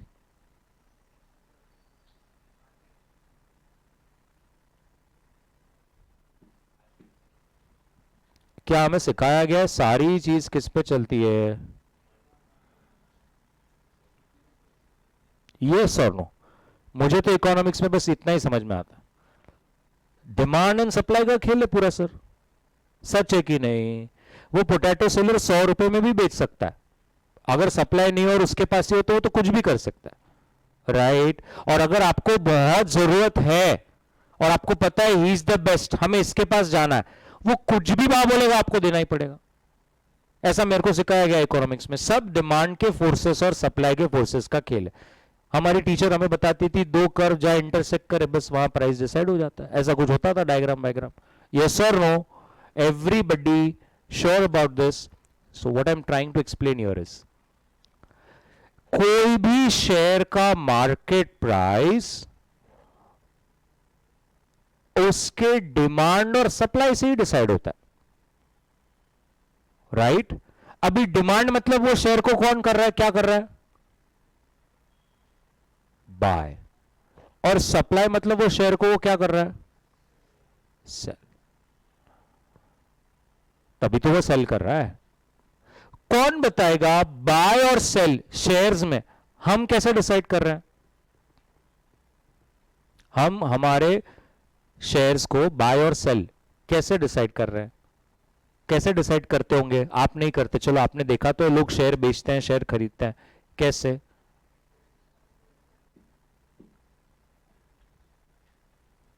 क्या आप मानते हैं वो लोग अपनी परसीव्ड वैल्यू और प्राइस को कंपेयर कर रहे हैं?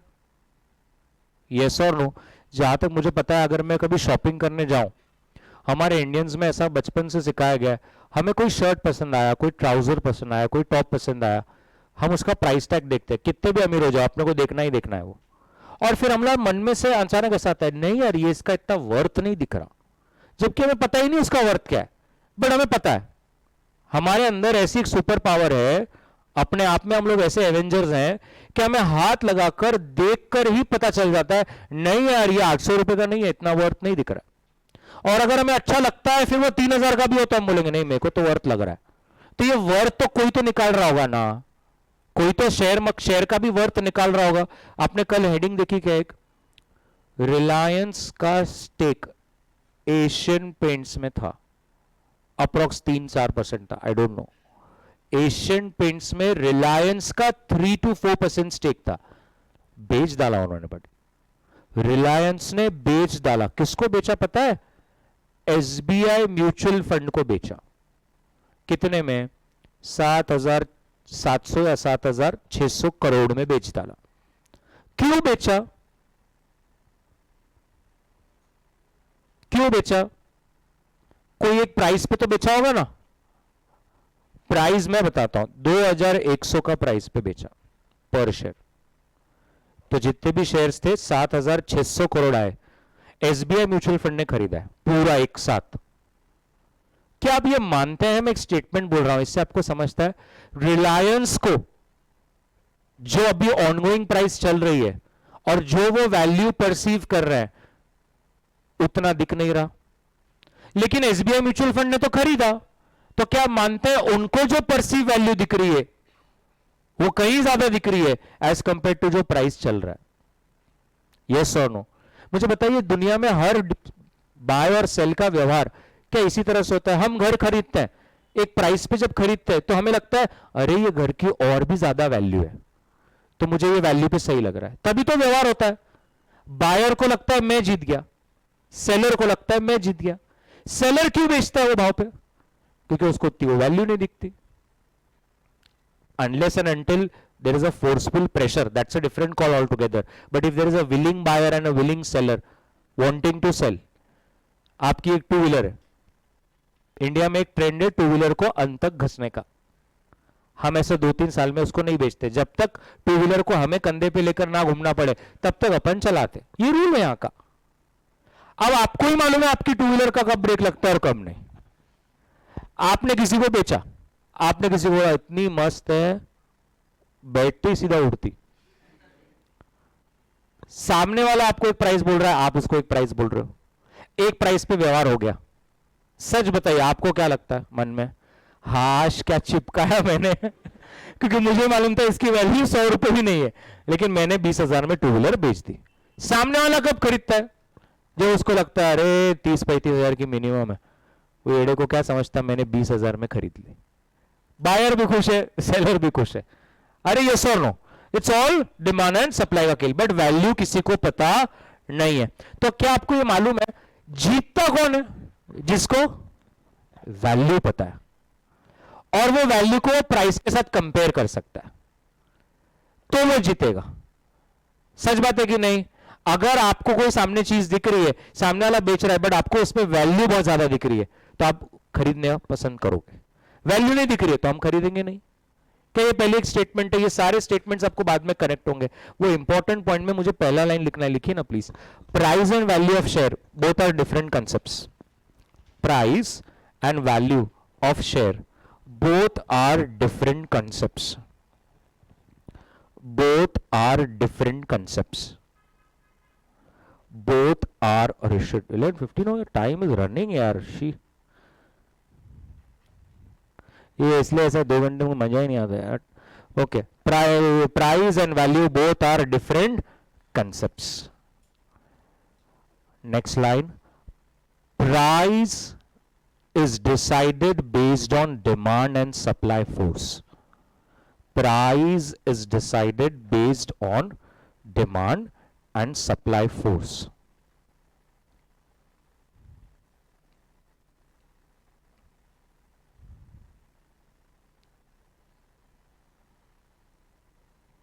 Value is the perceived benefit that we foresee.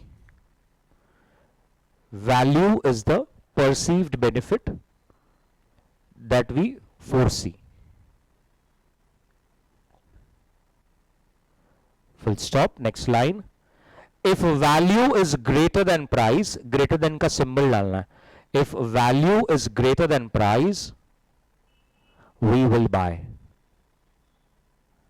If value is greater than price, we will buy.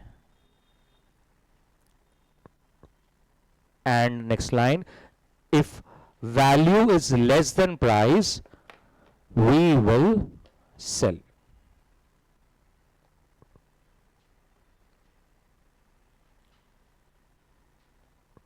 ठीक है, अब इधर देखिए, EPS. Anybody knows the full form of EPS? Anybody? EPS? What is EPS? Anybody? Any idea? Any wild guess? No? Earnings per share. Earnings per share. It's a very important metric. Hindi में क्या बोलेंगे? प्रति share company का कमाई कितना है, ये बहुत देखना जरूरी है।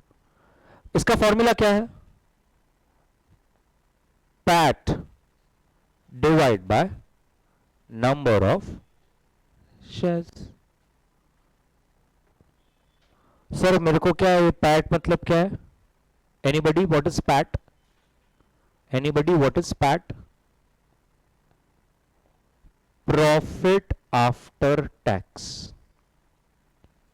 एफएम की दुनिया में इसी को ही नेट प्रॉफिट बोला जाता है। Profit upon number of shares, that will give you EPS. एक शेयर के लिए क्या प्रॉफिट कमाया। अब ये क्या को कैलकुलेट करना है? बजाज ऑटो क्या बनाता है? Balloon. 2 and 3 wheeler, they are not into 4 wheeler segment. Bajaj auto क्या करता है? 2 and 3 व्हीलर बनाता है। इनका बिगेस्ट कंपटीटर कौन है? हीरो। हीरो भी इसमें इन्वॉल्व है। दोनों ही कार नहीं बनाते, इसलिए हम ये दोनों को टाटा मोटर्स और मारुति सुजुकी के सामने कंपेयर नहीं कर सकते। कंपैरिजन हम सिमिलर सेक्टर की दो कंपनीज का ही कर सकते हैं। एफएम का पहला रूल है। क्या हम इंटर का बच्चा और 9th स्टैंडर्ड के बच्चे को कंपेयर कर सकते हैं? नहीं। 9th स्टैंडर्ड और 9th स्टैंडर्ड को ही कंपेयर कर सकते हैं, इंटर और इंटर को ही कंपेयर कर सकते हैं। Is this clear? Now Bajaj का इतना प्रॉफिट है, just showing you with the help of a pie chart कि बजाज का इतना प्रॉफिट है और हीरो का इतना प्रॉफिट है। तो आपको ये बताना है कि आपको कौन सी कंपनी अच्छी लग रही है। हीरो। अगर कोई ऐसा आपको बोले बजाज का पैट 4000 करोड़ है और कोई बोले हीरो का पैट 7500 करोड़ है, मतलब बजाज एक साल में 4000 करोड़ प्रॉफिट बनाता है और हीरो एक साल में 7500 करोड़ का प्रॉफिट बनाता है। तो आप कौन सी कंपनी में इन्वेस्ट करना पसंद करोगे? हीरो। करेक्ट। अब 2 मिनट के लिए भूल जाओ कि ये दो पाई चार्ट है, बजाज, पैट, ये क्या है वो जाने दो। ये दो केक है। क्या है? केक। सबने केक देखा है? Very good. आपको आज एक बर्थडे पार्टी में जाना है यहां से, और फिर एक शाम में भी एक बर्थडे पार्टी है। आपका जो अभी बर्थडे पार्टी है वहां पर आप जब गए तो आपको ये केक दिखा, सो नाइस, सो बिग। मन ही मन आपने सोचा कि आज तो लंच इधर ही करेंगे। होता है ना, भुक्कड़ सब होता है। देखो कितना भी अच्छा फ्रेंड हो, birthday party is only for cake. तो आपको लगा कि मेरे को एक साइजेबल पीस मिलेगा, बट जब आप वहां पर पहुंचे और जब आपको पता चला तो उस केक को खाने के लिए 100 लोग थे, तो उसके कितने पीस हो जाएंगे? बहुत बढ़िया। तो कहना है से आपके हिस्से में ये वाला पीस आया। Moral of the story, cake कितना भी बड़ा हो, व्हाट मैटर्स इज कितने लोग हैं खाने वाले। प्रॉफिट कितना भी हो, बट अगर नंबर ऑफ शेयर्स बहुत ज्यादा है तो प्रति शेयर होल्डर के हिस्से में कितना आएगा? कम ही चाहेगा। आपका दिल एकदम बैठ गया कि क्या मिला मेरे को, डॉगी हूं क्या मैं, ऐसा मेरे को ऐसे यू यू करके खिलाया। कोई बात नहीं, आप शाम गए, आपने एक बर्थडे पार्टी दूसरी थी वहां अटेंड की। जब हम वहां पहुंचे तो आपको ये केक दिखा, फिर से आपका मन बैठ गया। आपको लगा आप तो सिर्फ केक स्मेल करने के लिए ही मिलेगा, खाना तो दूर की बात है। और जब वो जिसका बर्थडे था, केक कटिंग हो गया, सिर्फ 4 ही लोग थे बर्थडे पार्टी में और आपका ये शेयर था। तो कौन सा अच्छा हुआ? कैसा कर रहा है भाई? Yes or no? I don't know. Many people understand. For a minute now we should be back to this is not a cake. This is Bajaj and this is Hero. और मैं कह रहा हूं इनका पैट कितना है? 4000 करोड़ और इनका पैट है 7500 करोड़। बट बडी अगर आप मेरे को एक डेटा दें और वो डेटा है नंबर ऑफ शेयर्स और उनके नंबर ऑफ शेयर्स थे 200 करोड़, तो मेरा earning per share will be 4000 crore का प्रॉफिट, लेकिन खाने वाले 200 करोड़ है, मतलब हर एक के हिस्से में 20 रुपीज पर शेयर आएगा। Is this clear? बट अगर यहां पे नंबर ऑफ शेयर्स 15,000 करोड़ है तो EPS will be 7,500 crore divide by 15,000 crore. कैलसी पे तू मत कर, कैलसी बोलेगा मालिक पागल है। 0.5 इज द आंसर। तो आज के बाद हमें पैट से लेना देना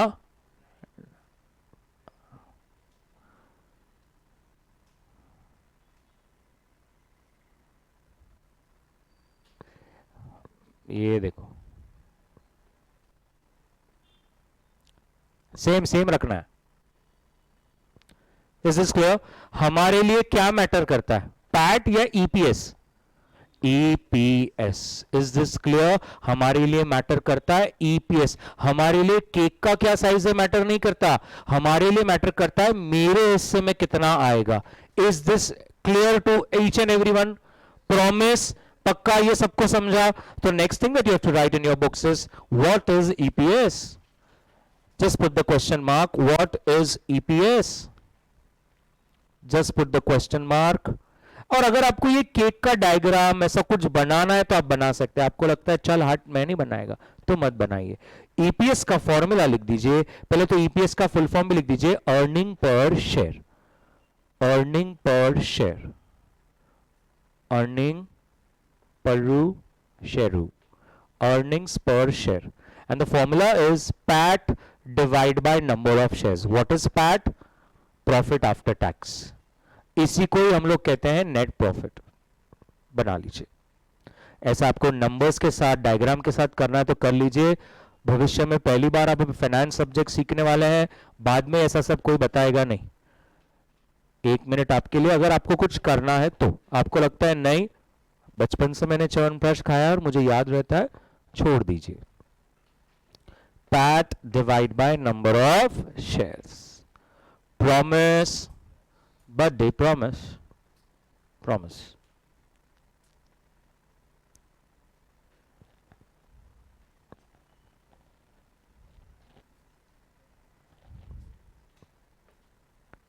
बर्थडे क्लियर मैम? घर जाना है, टाइम है ना मैम, ऐसा नहीं होता है ना, घर पे बोल दीजिए, पागल छोड़ ही नहीं रहा। ये क्लियर हो गया सबको? ईपीएस सबका आ गया क्या? सच्ची ईपीएस सबको समझा? ईपीएस क्या है आज के बाद भूलेंगे नहीं, PAT divide by number of shares. एकदम मस्त।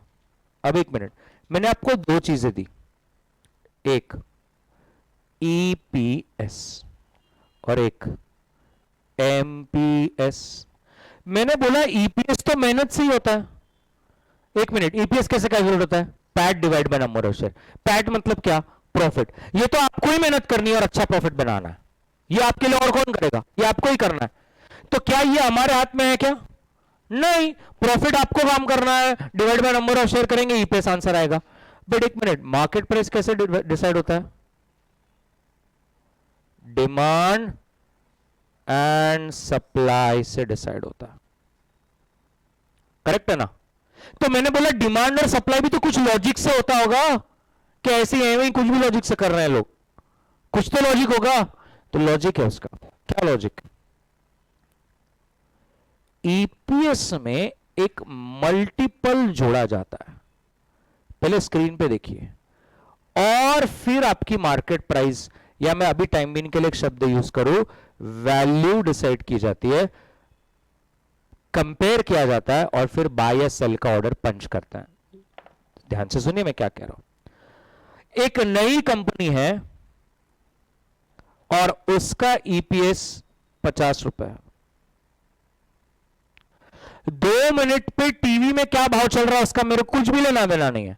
मैंने देखा कि उसका ईपीएस 50 चल रहा है, मतलब मेरे को हिंदी में क्या समझा, प्रति शेयर 50 रुपए ये कंपनी कमा के देती है। अब मुझे ये कंपनी खरीदनी है, मुझे इसके शेयर्स लेने हैं, तो मेरे को कुछ तो प्राइस पंच करना पड़ेगा ना। क्या प्राइस पंच करूंगा मैं? मुझे इसका कुछ गुना देना है। गुना मतलब मल्टीपल देना है। अब मैं कितना गुना दूंगा? कोई बता सकता है? Any wild guess? कैसे डिसाइड करेंगे कितना गुना देना है?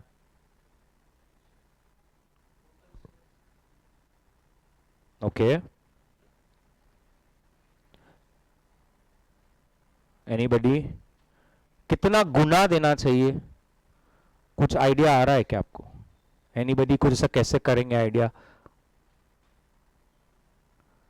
थोड़ा वो सोचो ना बड्डी, ऐसे क्या करते हो यार? आपने एक होटल खोली, आपका मेनू आपने बनाया, आपको पनीर टिक्का मसाला का प्राइस अभी डिसाइड करना है, तो आप कैसा डिसाइड करेंगे? तुमको ऐसा फालतू एग्जांपल दो तो फटाक समझता कि कंपटीटर्स का मेनू जाके देखेंगे कि पनीर टिक्का मसाला मार्केट में लोग क्या भाव में दे रहे, आपको आजू बाजू उधर ही लेना पड़ेगा ना। कि आपके मन में ऐसा नहीं पनीर टिक्का मंचर सूप 2000, तो कोई आएगा क्या? आपको क्या करना पड़ेगा? आजू बाजू कुछ देना पड़ेगा।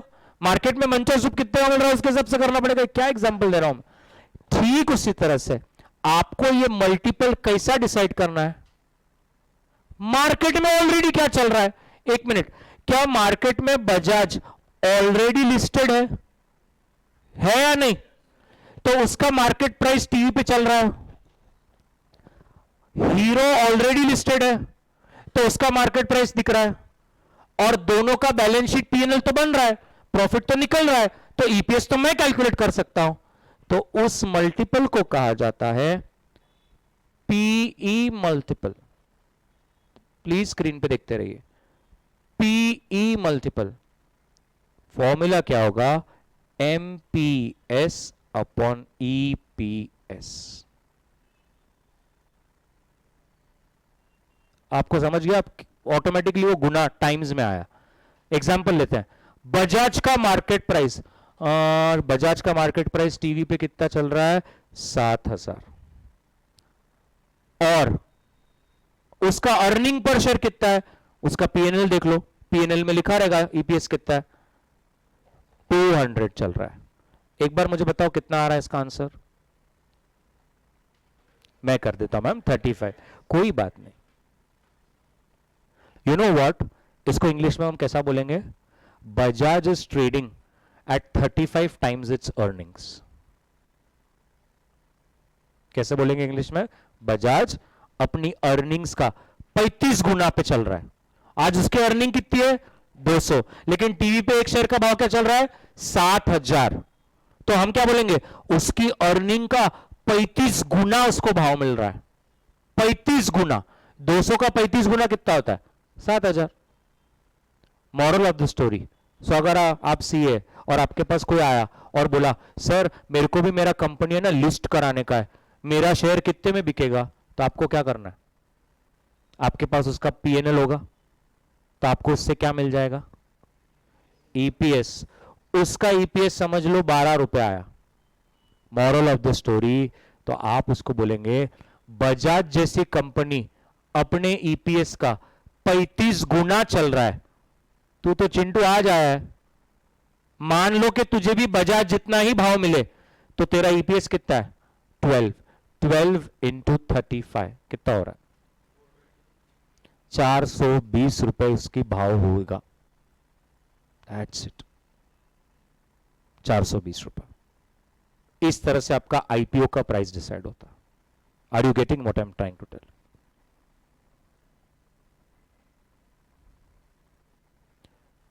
ये स्क्रीनर है, अभी आप कुछ भी मत कीजिए, सिर्फ इधर ही देखिए, ठीक है? यहां पे हम सर्च कर सकते हैं, कोई भी कंपनी सर्च कर सकता है। कौन सा करो जो आपको मालूम है उसके बारे में, कोई भी बताइए सर। ज्यादा हेवी हो जाएगा लोगों के लिए। लोगों को जियो फाइनेंस क्या करता है वही पता नहीं, रिलायंस क्या काम करता है देखा? तुझे खुद को आइडिया नहीं है। Axis bank,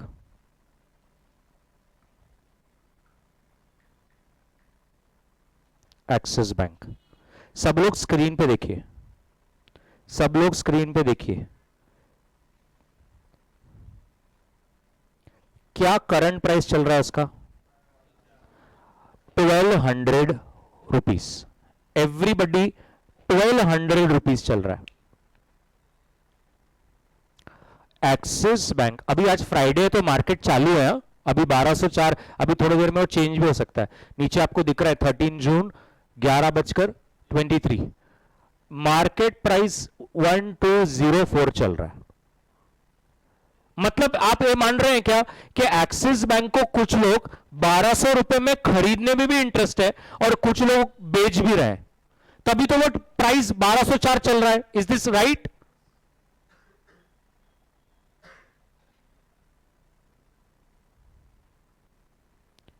check on the screen, कितना ब्यूटीफुली अब समझ में आने वाला है। एक्सिस बैंक 1200 प्राइस चल रही है और उसके सामने बोला है पीई 13 टाइम्स। इसका मतलब हिंदी में क्या हो गया? हिंदी में क्या बोलेंगे? एक्सिस बैंक की जो कमाई है, अर्निंग्स है, वो उसका 13 गुना भाव पे चल रहा है। एक मिनट, 1204 डिवाइड बाय 13.32, क्या आप एक बार करेंगे कितना हो रहा? 19.39 90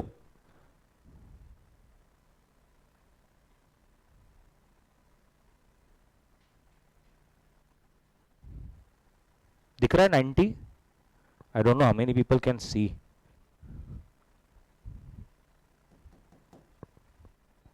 मार्च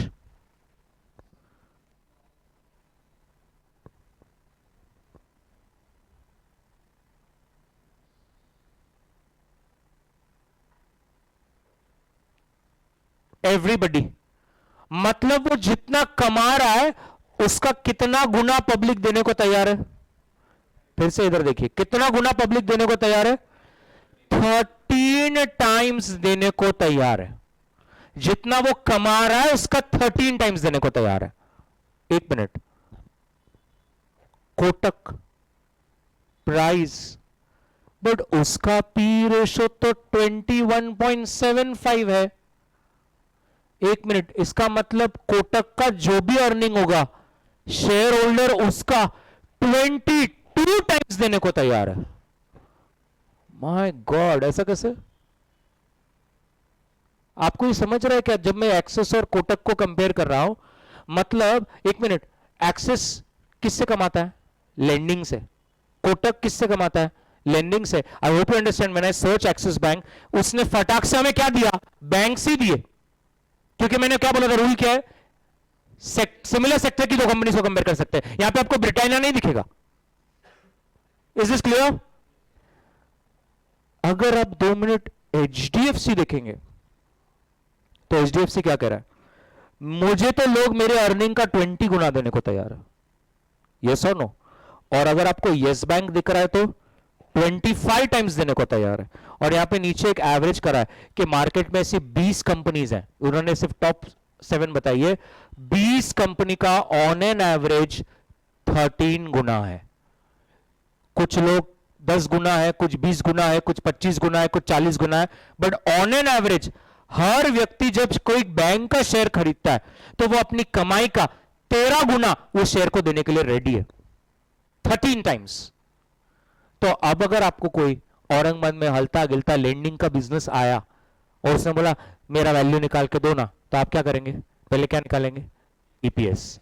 और उसका ईपीएस समझो 10 रुपए आया, पैट डिवाइड बाय शेयर्स 10 रुपए आया, तो आप उसको क्या बोलेंगे?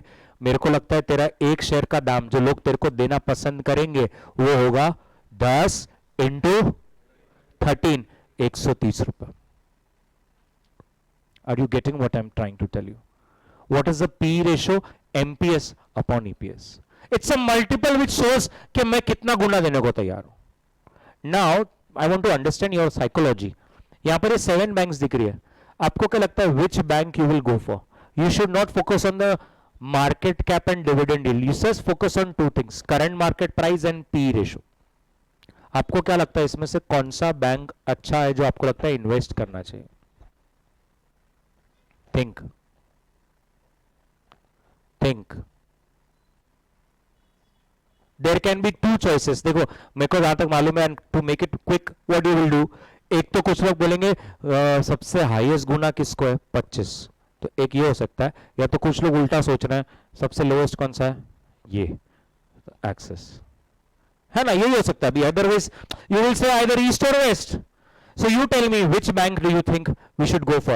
We should go for those banks जिसका P ratio कम है, और we should go for those banks जिसका P ratio ज्यादा है। Think थोड़ा अभी, थोड़ा जैसे बोलते हैं ना अभी, मैं आई एम गुजराती, थोड़ा सा वो यार क्या बोलूँ यार तुमको, मारवाड़ी, थोड़ा दिमाग लगाओ यार। अभी कौन सा बैंक में ज्यादा पसंद करेगा तुम, कौन सा शेयर लेना पसंद करेगा, इसमें से कौन सा शेयर लेना पसंद करेगा तुम? ये अपने अर्निंग का 25 गुना ट्रेड कर रहा है। I don't know how many people understand the mathematics. If this market price is 20, इसका मतलब अर्निंग पर शेयर इसका 1 रुपए से भी कम ही होगा। अरे यस और नो, मार्केट प्राइस अपॉन, जाने दो। मेरे को बताओ इसमें से आप कौन सा लेना पसंद करेंगे? जिसका हाईएस्ट है वो है, जिसका लोएस्ट है वो? थिंक, जो हाईएस्ट है वो है, लोएस्ट है वो?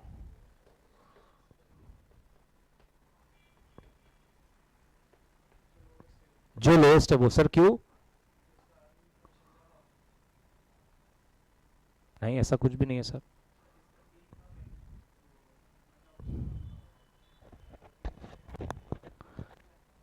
नहीं, डिवीजन का तो कोई लेना देना सर, डिवीजन तो नंबर ऑफ शेयर्स पे डिपेंड करता है ना।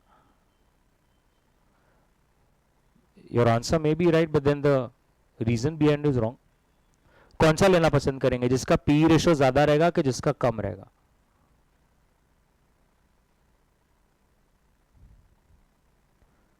The correct answer is lower the P ratio, better it is. सुनिए क्या कह रहा हूं मैं, lower the P ratio, better it is. इसको कैसे समझा हमने, इधर देखो।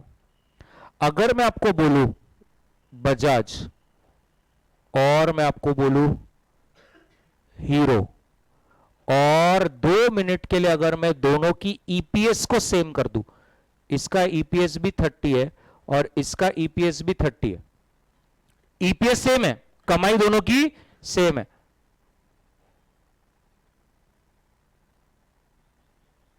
इसका पी रेशो 10 है और इसका पी रेशो 20 है, तो कॉमन सेंस मार्केट प्राइस क्या रहेगा, 30 इंटू 10 300, इसका क्या रहेगा 30 इंटू 20 600।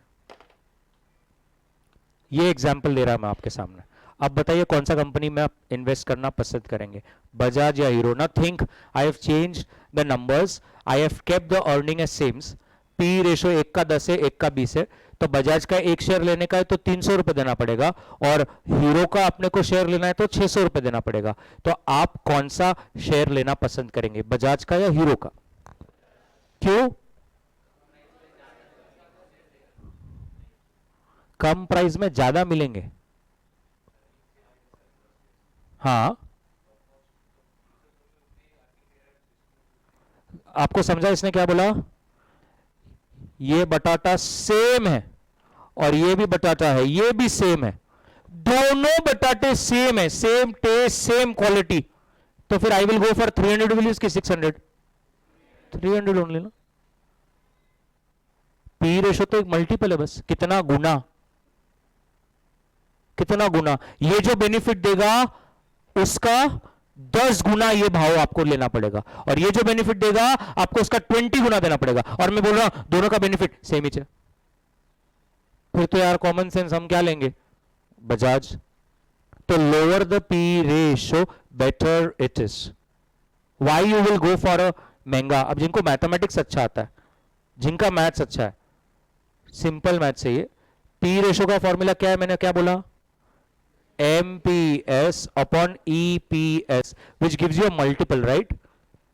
इसका MPS कितना है बजाज का, 300, और इसका EPS कितना है 30, तो ये आंसर क्या आया 10 टाइम्स। क्या मैथमेटिक्स में नीचे इनविजिबल 1 होता है? ये मेरे को तो 4th स्टैंडर्ड में सिखाया था, 10 मतलब नीचे डिवाइड बाय 1 है। और वही चीज मैं फिर से यहां पर हीरो का करूं, मार्केट प्राइस है 600, EPS is 30, this is 20 times, नीचे इनविजिबल 1 है। अब इसको पढ़ना कितना मस्त हो रहा है, for every 1 rupee of earnings you are demanding 10 times the money, and again यहां पर भी for every 1 rupee of earnings You are demanding 20 times. Why will I give 20 times when both the company is giving me a same rupee? ये भी 1 रुपया दे रहा है, ये भी 1 रुपया दे रहा है, ये मेरे को उसका 10 गुना मांग रहा है, ये मेरे को उसका 20 गुना मांग रहा है, तो मैं इसके साथ जाऊंगा. Are you getting what I'm trying to tell you? Coming back. कौन सा लेंगे? कौन सा लेंगे? Now, let me bring a twist. Last 10 minutes. I am telling you, but फिर भी लोग एक्सिस बैंक अभी नहीं खरीद रहे हैं, फिर भी लोग HDFC, कोटक या इंडस इंड बैंक खरीद रहे हैं जिनका पी रेशो एक्सिस से ज्यादा है. ऐसा क्यों? मैं आपको ऐसा बोल रहा हूं, फिर से एक बार बोल रहा हूं, फिर भी लोग, ये पूरी दुनिया को मालूम है, रूल है, lower the P ratio better it is. Hindi में जितना कम गुना कोई दे रहा है भाई वो अच्छा रहेगा. बट फिर भी मैं आपको कह रहा हूं, लोग नहीं ले रहे हैं, लोग ले रहे हैं 1 2 3. वाई? वाई? मैंने बोला ना, लास्ट के 2 कॉलम मत देखो. फिर भी लोग वही ले रहे हैं जो हायर मल्टीपल पर है. क्यों ऐसा कर रहे हैं लोग? फिर भी लोग वही ले रहे हैं जो हायर मल्टीपल पे. जाने तो ये वाला एग्जांपल लेंगे. मैं कह रहा हूं फिर भी लोग हीरो ही ले रहे हैं. यही एग्जांपल है, दोनों की कमाई सेम. ये इसका 10 गुना पे चल रहा है, ये इसका 20 गुना पे चल रहा है. ये हमें कैसे पता चला? ये मार्केट प्राइस तो हमने टीवी से निकाली और अर्निंग मैंने बैलेंस शीट पीएनएल से निकाली, तो मुझे मालूम पड़ा कि बजाज का तो 10 गुना है, हीरो का तो 20 गुना है. क्या पूरी दुनिया को नहीं दिख रहा है कि हीरो महंगा है? तो लोगों ने हीरो के शेयर बेचने चाहिए, खरीदने नहीं चाहिए. बट मैं कह रहा हूं फिर भी लोग हीरो के शेयर खरीद रहे हैं. दिख रहा है 20 टाइम्स दे रहा है ये, और ये 10 टाइम्स, फिर भी लोग नहीं दे रहे. क्यों? पता होने के बावजूद. एक ही फॉर्मूला पे आधे घंटे से डिस्कस कर रहा हूं, पीई रेशियो. मैं कह रहा हूं लोगों को पता है, दिख रहा है. यहां पे नहीं दिख रहा क्या लोगों को? ये जो ऐप है ये यहां पर नहीं दिख रहा है क्या?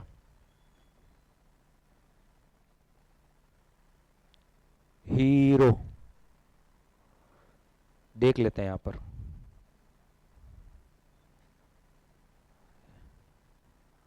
बजाज का पी रेशो 32 है, मतलब वो जितना भी कमा रहा है उसका 32 टाइम्स उसका प्राइस चल रहा है. आइशर मोटर्स 30, टीवीएस बाप रे बाप 58 गुना, हीरो मोटर कॉप 20 टाइम्स. एक मिनट, हमारा रूल क्या है? Lower the P ratio better it is. इसका मतलब Hero is best, Hero is good, we should go with Hero. Why? Because it is only charging 20 times the earnings. मैं आपको बोल रहा हूं फिर भी लोग इसको नहीं. टीवीएस मोटर को देखो 60 टाइम्स दे रहे हैं. क्यों इतना महंगा? क्यों? आज अगर ये 2709 अभी टीवी पे चालू है, इसका मतलब कुछ लोग 2709 पे खरीद रहे हैं, तभी चल रहा है. आज हक से अगर कोई बटाटा बेच रहा है 150 रुपया किलो, इसका मतलब कोई तो ले रहा है. अगर कोई नहीं ले रहा होता तो वो नहीं बेचता. आपने कभी देखा है किसी ने, कोई ऐसा बैठा और बोल रहा है 1 किलो नींबू 2 लाख रुपए? कभी देखा ऐसा? क्यों नहीं देखा? क्यों नहीं बोल रहा वो एक किलो नींबू 2 लाख रुपए? क्यों? क्योंकि नहीं मिलेगा उसको, तो वो नहीं बोलेगा. प्राइस वही दिखेगा जो चल रहा है. आज ये 2709 है और वो पीछे सॉफ्टवेयर पे कैलकुलेट हो गया है कि ये प्राइस अर्निंग्स का 60 टाइम्स चल रहा है. इसका मतलब टीवीएस के लिए लोग 60 गुना महंगा देने को तैयार है, जब से वैसा ही एक कंपनी जो टू व्हीलर ही बनाता है वो 20 टाइम्स पे रेडी है. तो ये लेना पसंद करना चाहिए. इसका एक शेयर ले लो, इसका काय को ले रहे? थिंक, ऐसा क्या हो रहा है? पूरे इंडिया में तो ये दिख रहा है कि ये तो टीवीएस तो महंगा है, उससे अच्छा तो हीरो है, उससे थोड़ा अच्छा बजाज और आइशर है, फिर भी TVS 60 times. There something going on. क्या लोग पागल है? लोगों को एफएम नहीं समझ रहा है? थिंक.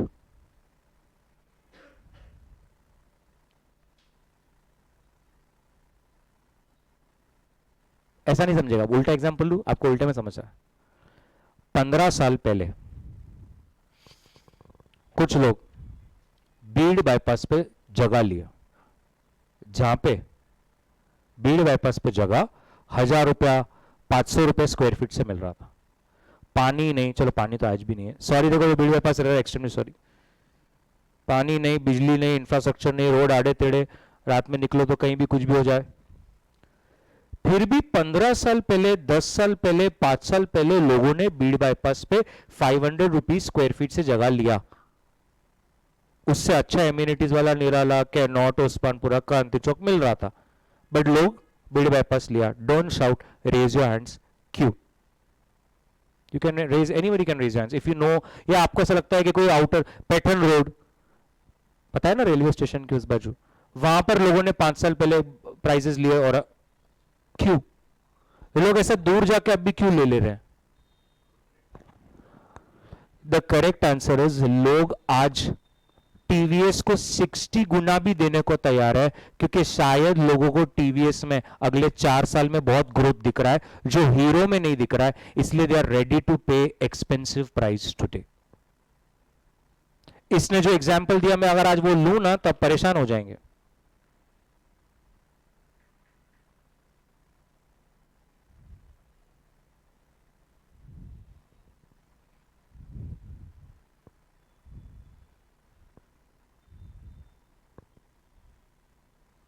बेचारा चिल्ला रहा, ले लो ले लो, मुझे ले लो। ये क्या है?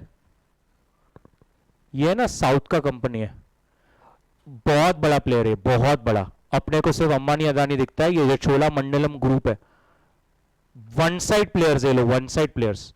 जो रियल साउथ बोलते ना, 10-10 किलो के हार गोल्ड के पहन के घूमते, ये वो लोग हैं। बहुत बड़े एनबीएफसी प्लेयर्स हैं ये। इनका शेयर कितने गुना चल रहा है? भाई का देखो किधर चल रहा है, 116। किधर जा रहा है भाव?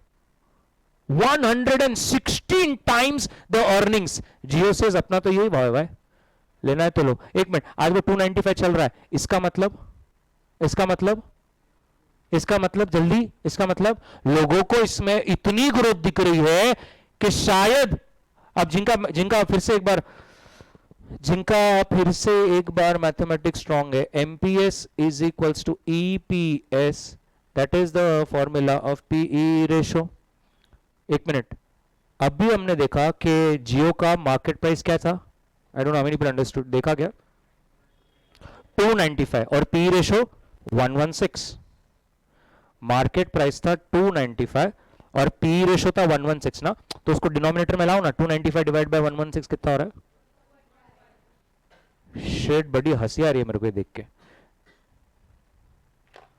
इसका मतलब जियो फाइनेंशियल का अर्निंग पर शेयर कितना है? 2.5, और इसका 116 गुना उसका शेयर प्राइस क्या चल रहा है? 295। मतलब ₹2.5 कमाता है वो कंपनी हर साल, और उसका आपको एक शेयर लेने का तो कितना देना पड़ेगा? 295, विच इज 116 टाइम्स।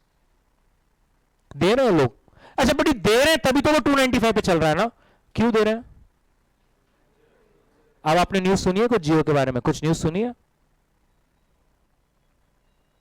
सुनी है, नहीं सुनी है? सुनी है कि नहीं सुनी है? कुछ भी नहीं सुना है?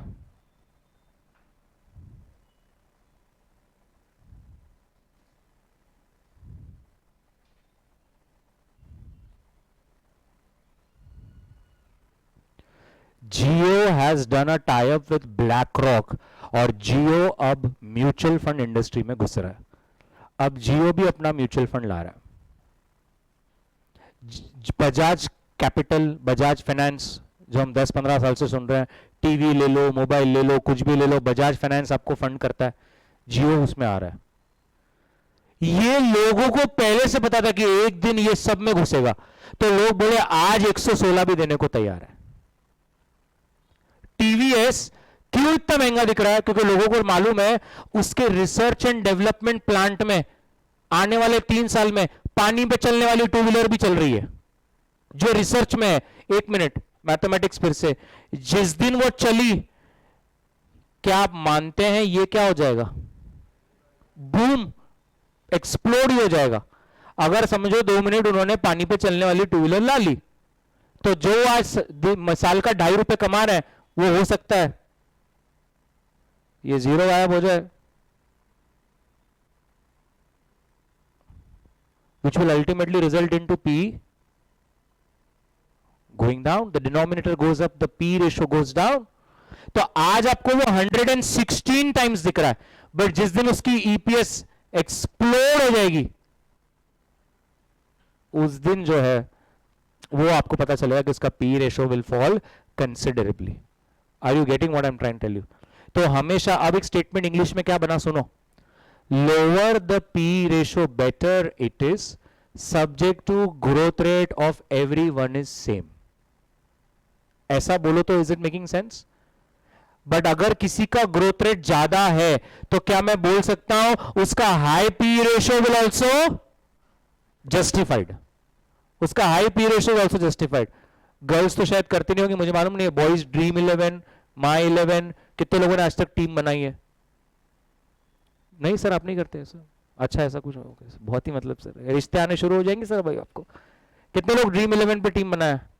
वो होता है ना ऐसा, अब हम बहुत बढ़िया अच्छा लगा मुझे कोई है, तो वो हम कभी कभी एक फालतू प्लेयर ले लेते हैं, हम उस पर बेट करते हैं, और अगर वो चला तो यही वो खेल है। पीपल यहां पे बेट कर रहे हैं, किस पे बेट करना है कि ये चल जाएगा, तो आज मैं महंगा भी देने को तैयार हूं। आपको मालूम है ना एक कंपनी आ रही है ईवी टू व्हीलर ला रहा है, उसका पी रेशो सुनेंगे तब परेशान हो जाएंगे। टीवीएस, महिंद्रा, हीरो, बजाज, सबसे ज्यादा उसका पी रेशो है। वो इतने एस्टेब्लिश प्लेयर है और ये आज आया है, फिर भी लोग इसको ज्यादा गुना देने को तैयार है। क्यों? People see growth. लोगों को लगता है कल ये ऐसी कोई टू व्हीलर बना देगा जो उड़ जाएगी, तो लोग आज एक्स्ट्रा देने को तैयार है। दे दिया और नहीं हुआ तो क्या हो जाएगा? यस, पैरेट, पोपट। और अगर चल गया तो सारा अच्छा है। हमारा तो एक ही काम है, क्या कैलकुलेट करना?